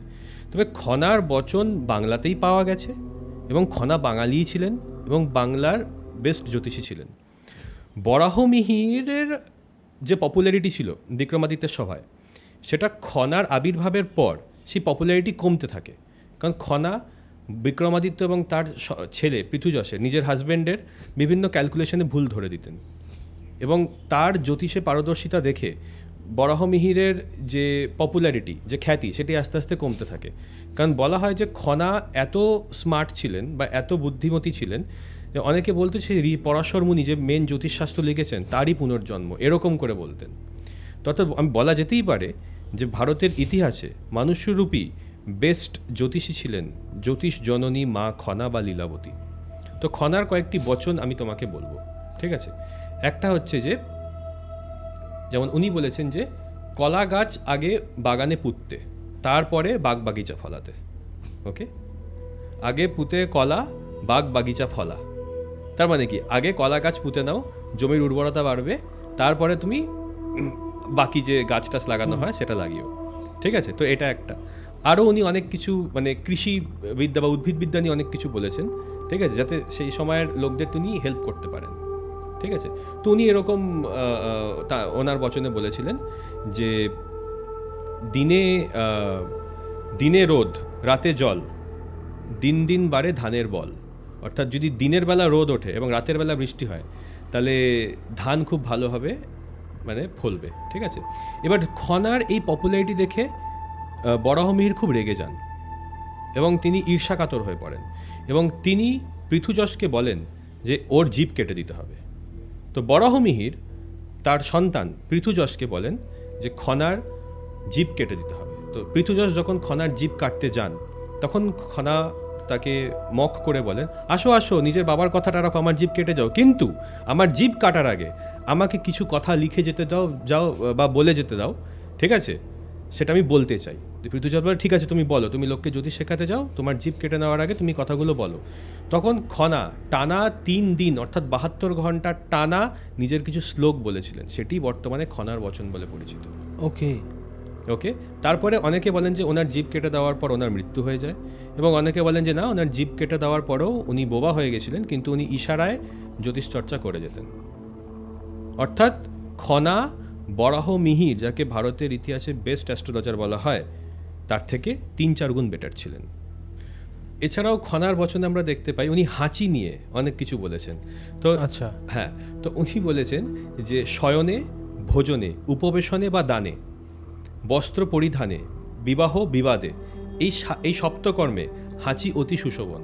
অর্থাৎ তুমি যদি শোয়ার আগে, ভোজন করার সময়, বিয়ে করার সময়, বা কারোর সাথে ঝগড়া আছে সেই ঝগড়া করার সময়, ঠিক আছে, বা কাউকে কোনো কিছু দান করার সময়, উপবেশনের সময় তুমি যদি হেঁচে থাকো, তোমার যদি হাঁচি পায়, স্নিজ করো, তাহলে সেটা অ্যাকচুয়ালি শুভ। আচ্ছা, হ্যাঁ, কিন্তু অন দ্য আদার হ্যান্ড আবার আমরা এটাও জানি যে ধরো কোনো একটা বয়স্ক লোক বা একটা ছোটো বাচ্চা খুব বেশি হাঁচছে কোনো একটা শুভ কর্ম শুরু করার আগে, সেটা খুব একটা শুভ নয়। তো এইভাবে আমরা খনার বচনের দ্বারা কিন্তু অনেক কিছু জানতে পারি। খনার বচনের দ্বারা আমরা টিকটিকির ডাক নিয়ে অনেক কিছু জানতে পারি। আচ্ছা, যেমন টিকটিকি তো লিজার্ড, ঠিক আছে, তো সেটা বৃশ্চিক রাশি থেকে আসে, 8ম ঘর থেকে আসে। তো ধরো টিকটিকি উপর থেকে টেবিলের ওপর পড়লো, ঠিক আছে, উপর থেকে পড়ে যাওয়ারকে আমরা দেখি ধনুরাশি দিয়ে, এবং টিকটিকিকে আমরা দেখি বৃশ্চিক রাশি দিয়ে। বৃশ্চিক রাশি হচ্ছে natural 8th house, sudden incidents, sudden accidents, এবং উপর থেকে পড়ে যাওয়া হচ্ছে ধনুরাশি। তো 8 নম্বর ঘর আর 9 নম্বর ঘরের কানেকশন থেকে আমরা টিকটিকির পড়ে যাওয়াকে দেখতে পারি।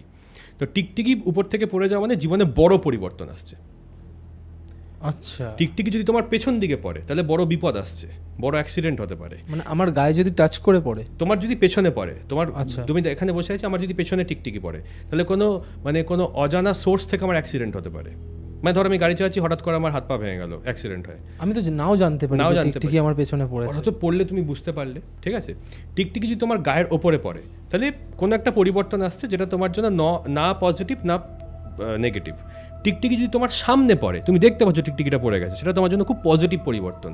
তুমি দীর্ঘদিন ধরে জবে আটকে আছো এবং তোমার সামনে একটা টিকটিকি পড়লো, সেটা খুব পজিটিভ, ঠিক আছে। এবার দেখো টিকটিকির মধ্যে মঙ্গল এবং কেতুর একটা প্রভাব আছে, কারণ এই যে বৃশ্চিক রাশি থেকে আমরা টিকটিকি বা লিজার্ডদের দেখি, রেপটাইলসদের দেখি, সরীসৃপদের দেখি, তো কেতু হচ্ছে এই সরীসৃপদের বোঝায় এবং টিকটিকি তো শিকার করে খায়, তো মঙ্গল, কারণ মঙ্গল হচ্ছে শিকারী।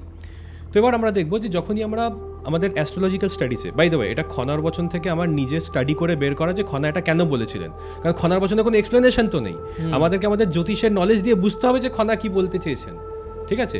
তো খনা বলছেন টিকটিকি যখন পূর্ব দিকে ডাকে তখন সেটা ভয়ের কারণ। ওকে, কেন? পূর্ব দিক তো সূর্যের দিক, মঙ্গল কেতু সূর্য তো বন্ধু। ও, আমি আবার এরকম অনেক অ্যাস্ট্রোলজিক্যাল টেক্সট থেকে জানতে পারি, পুরাণ থেকে, যে যখনই আমরা কেতুকে পাই তখন আমরা উল্টো দিকে গুনতে শুরু করবো, কারণ কেতুর মধ্যে একটা রিভার্সাল এফেক্ট আছে, ঠিক আছে। তাই আমি যদি কোনো একটা চার্টে কোথাও একটা উপপদ লগ্নে কেতু দেখতে পাই, আমি উল্টো দিকে গুনতে শুরু করবো তার ওয়াইফের ক্যারেক্টারিস্টিক দেখার জন্য। তো কেতু সবসময় রিভার্সাল এফেক্ট দেয়। তো ওই জন্য কেতু এবং মঙ্গলের যারা বন্ধু, তারা যে দিকগুলোকে রুল করে সেই দিকে টিকটিকি ডাকলে হবে নেগেটিভ, এবং কেতু এবং মঙ্গলের যারা শত্রু সেই দিকে টিকটিকি ডাকলে হবে পজিটিভ। পূর্ব দিকে টিকটিকি ডাকলে খনা বলেছে ভয়ের কারণ, ঠিক আছে। দক্ষিণ দিক হচ্ছে মঙ্গলের দিক, আচ্ছা মঙ্গল সাউথ মঙ্গলের দিক, এদিকে বলেছে যে অগ্নিভয়, কারণ মঙ্গল তো, কারণ সাউথ তো মঙ্গলের দিক, কেতু মঙ্গল এরা তো ফ্রেন্ডলি প্ল্যানেট, এই দিকে টিকটিকি ডাকলে বলছে, উনি বলছেন যে এটা অগ্নিভয়ের কারণ, কারণ রিভার্সাল এফেক্ট দিচ্ছে। এবার কেতু এবং মঙ্গলের শত্রু হচ্ছে শনি, শনির দিক হচ্ছে পশ্চিম, পশ্চিম দিকে যদি আবার টিকটিকি রাখে সেটা বলছে লাভ, উল্টো রিভার্স হয়ে যাচ্ছে, ঠিক আছে। বৃহস্পতির অ্যাঙ্গেল কোনটা? বৃহস্পতির কোণ হচ্ছে ঈশান কোণ, যেটাকে আমরা বলি উত্তর পূর্ব, নর্থ ইস্ট। ওই দিকে এরা তো বৃহস্পতি তো জুপিটার তো মানে বৃহস্পতি তো মঙ্গল কেতুর বন্ধু, সেই দিকে টিকটিকি ডাকলে আবার কি হচ্ছে, সেই দিকে আবার মৃত্যু ভয় হয়ে যাচ্ছে, আচ্ছা, রিভার্স এফেক্ট। আবার বুধের দিক হচ্ছে উত্তর দিক, বুধের সাথে মঙ্গল এবং কেতুর চরম শত্রুতা, সেদিকে আবার হয়ে যাচ্ছে স্ত্রী লাভ বা অর্থ লাভ, রিভার্স এফেক্ট করছে। তো এইভাবে খনার যে এক একটা বচন, সেই বচনকে আমাদের কিন্তু ডিপ অ্যাস্ট্রোলজিক্যাল অ্যানালিসিস করে বের করতে হবে কি বলতে চাইছেন। যেরকম মঙ্গলে উষা বুধে পা, যথা ইচ্ছা তথা যা, তার মানে কি? মানে মঙ্গলবারের সকালে তুমি নতুন জার্নি স্টার্ট করতে পারো, বা বুধে তুমি স্টার্ট করতে পারো, মঙ্গলবারের উষাতে সূর্যোদয়ের সময়। এবার আমরা জানতে পারি রাজজ্যোতিষ থেকে, হরিহরার প্রশ্নমার্গ থেকে, যে আগেরকার দিনে রাজারা মঙ্গলবারের সকালেই অ্যাটাক করতেন রাজজ্যোতিষীর আদেশে। আচ্ছা, তো ওই জন্য মঙ্গলের উষা, মঙ্গলের দিন না, আর বুধে পা, মানে বুধে যে কোনো দিন তুমি পা রাখো, তোমার কাজ সফল হবে। যাত্রা শুরু করতো মঙ্গলবার বিকেলে, মঙ্গলবার উষায় সকালে, আচ্ছা, আর আর আর বুধবারে না, যাত্রার জন্য জেনারেলি অ্যাটাক করার জন্য বা কোনো কিছু একটা অ্যাচিভ করার জন্য মঙ্গলবারের উষা ভালো, বাট নর্মাল যাত্রা বা ভালো কিছু ট্রাভেলের জন্য বুধবারের পুরো দিনটা ভালো। খনা আরও বলছেন যে আগায় দিয়া দক্ষিণ পা, যথা ইচ্ছা তথা যা, মানে তুমি যখন বাড়ি থেকে বেরোচ্ছ আগে ডান পাটা বের করো, মানে আগে ডান পাটা বের করো, আগে ডান পা দিয়ে তুমি আগে এগিয়ে যাও। তুমি যদি ডান পা দিয়ে, ধরো তুমি কোনো গাড়িতে উঠছো, ডান পা দিয়ে ওঠো, গাড়ি থেকে নামার সময় ডান পা আগে মাটিতে রাখো, তাহলে তোমার সেই কাজটা ফলপ্রসূ হবে। তো আগায় দিয়া দক্ষিণ পা, যথা ইচ্ছা তথা যা। তো এইভাবে খনার বিভিন্ন বচনের দ্বারা আমরা অ্যাস্ট্রোলজিক্যাল অ্যানালিসিস করে জানতে পারি যে উনি কী বলছেন, এবং উনি কত বড় অ্যাস্ট্রোলজার ছিলেন, এবং এত বড় অ্যাস্ট্রোলজার হওয়া সত্ত্বেও সাধারণ মানুষকে কবিতার ছলে, পদ্যের ছলে উনি অ্যাস্ট্রোলজি বুঝিয়ে গেছেন, এবং যাতে আমরা ফলো করতে পারি। কিন্তু আমি একজন অ্যাস্ট্রোলজার বলি, আমি এটার মানেটা বুঝতে পারি, কিন্তু সাধারণ মানুষ মানেটা বুঝতে না পারলেও ফলো অবশ্যই কিন্তু করতে পারেন। অসাধারণ। আমাকে একটা কথা বলো, এই যে তোমায় বললাম না যে আমি একজন অ্যাস্ট্রোলজারের কাছে গেছিলাম যিনি আমার কালসর্প দোষটা আইডেন্টিফাই করেছেন, তো উনি যখন আমার চার্ট দেখছিলেন, ইনফ্যাক্ট আমার সাথে আমার ওয়াইফও গেছিলো, তো আমার ওয়াইফের চার্ট দেখার সময় সে বারবার একটাই কথা বলছিল যে আগামী এই কিছুদিনের মধ্যে তোমার মাকে নিয়ে তোমাকে হসপিটালে যেতে হবে, এবং এই টাইমে তোমাকে হসপিটালে পা রাখতে হতে পারে, তোমার মায়ের কোনো একটা অপারেশন হতে পারে বা কোনো একটা হাড়জনিত সমস্যার কারণে, এটা সে মেনশন করেছিল।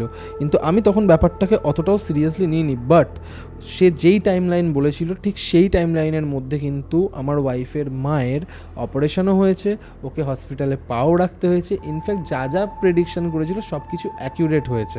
ইনফ্যাক্ট আমাকেও বলেছিল, আমাদের দুজনকেই বলেছিল যে খুব তাড়াতাড়ি তোমাদের দুজনকে শিফটিং করতে হবে। আমাদের কিন্তু কোনো প্ল্যান ছিল না। অ্যান্ড দেন 1 মাসের মধ্যেই কিন্তু আমাদের এই স্টুডিও সেট আপে নতুন জায়গায় আসতে হয়, ঠিক আছে? তো আমাকে একটা কথা বলো যে আমার জন্মছক দেখে হাউ ইজ ইট পসিবল যে আমার মায়ের বাবার কারোর মানে হেলথ ইস্যুস আইডেন্টিফাই করা যাচ্ছে? দেখো, আমরা সপ্তম স্থান হচ্ছে মারক, অর্থাৎ সপ্তম স্থান হচ্ছে মারক, এটা জেনে রাখো। নবম স্থান হচ্ছে বাবার স্থান, চতুর্থ স্থান হচ্ছে মায়ের স্থান।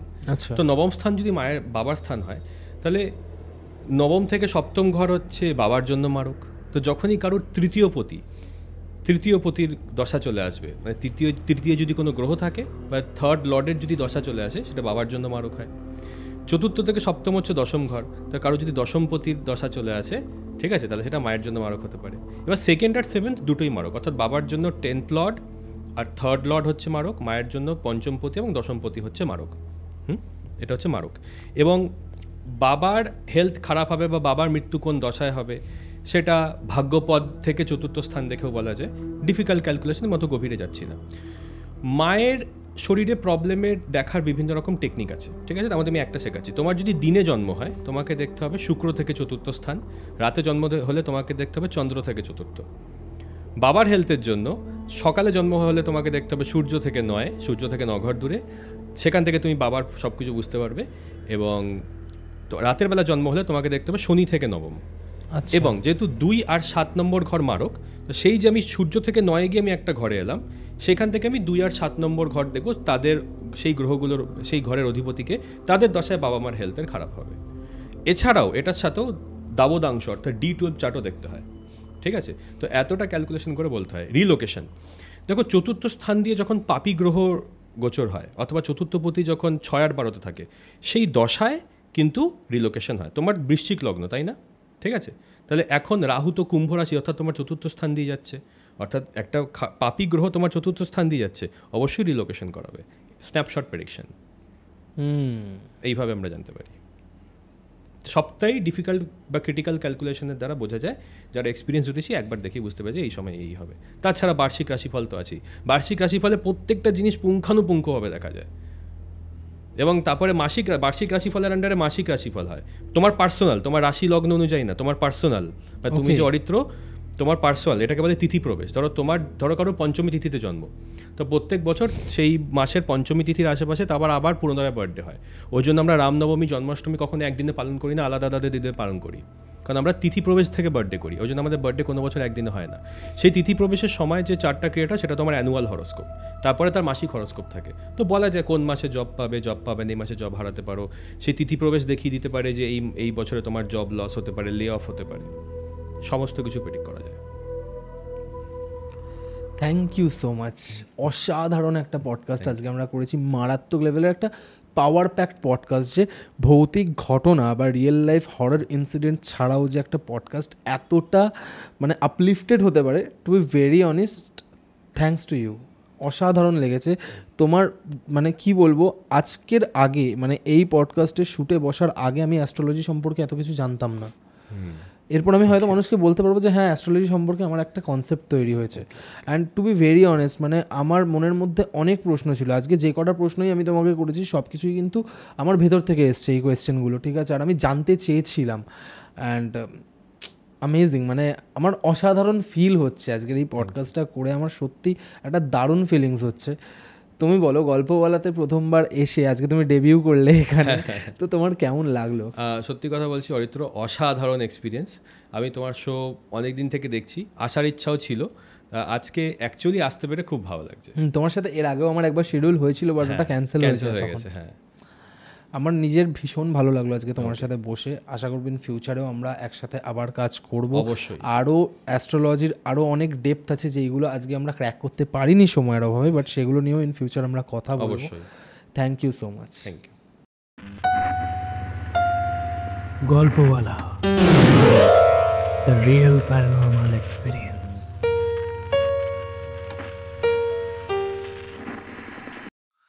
তো কেমন লাগলো আজকের এপিসোড কমেন্ট করে জানাতে ভুলবেন না। যদি ভালো লেগে থাকে তাহলে লাইক বাটনটা প্রেস করার সাথে সাথে শেয়ার বাটনও প্রেস করুন। আর যদি গল্পওয়ালা ইউটিউব চ্যানেল আজকে ফার্স্ট টাইম ভিজিট করে থাকেন তাহলে চ্যানেলটা সাবস্ক্রাইব করার পাশাপাশি স্পটিফাই পডকাস্টটিকেও ফলো করতে ভুলবেন না।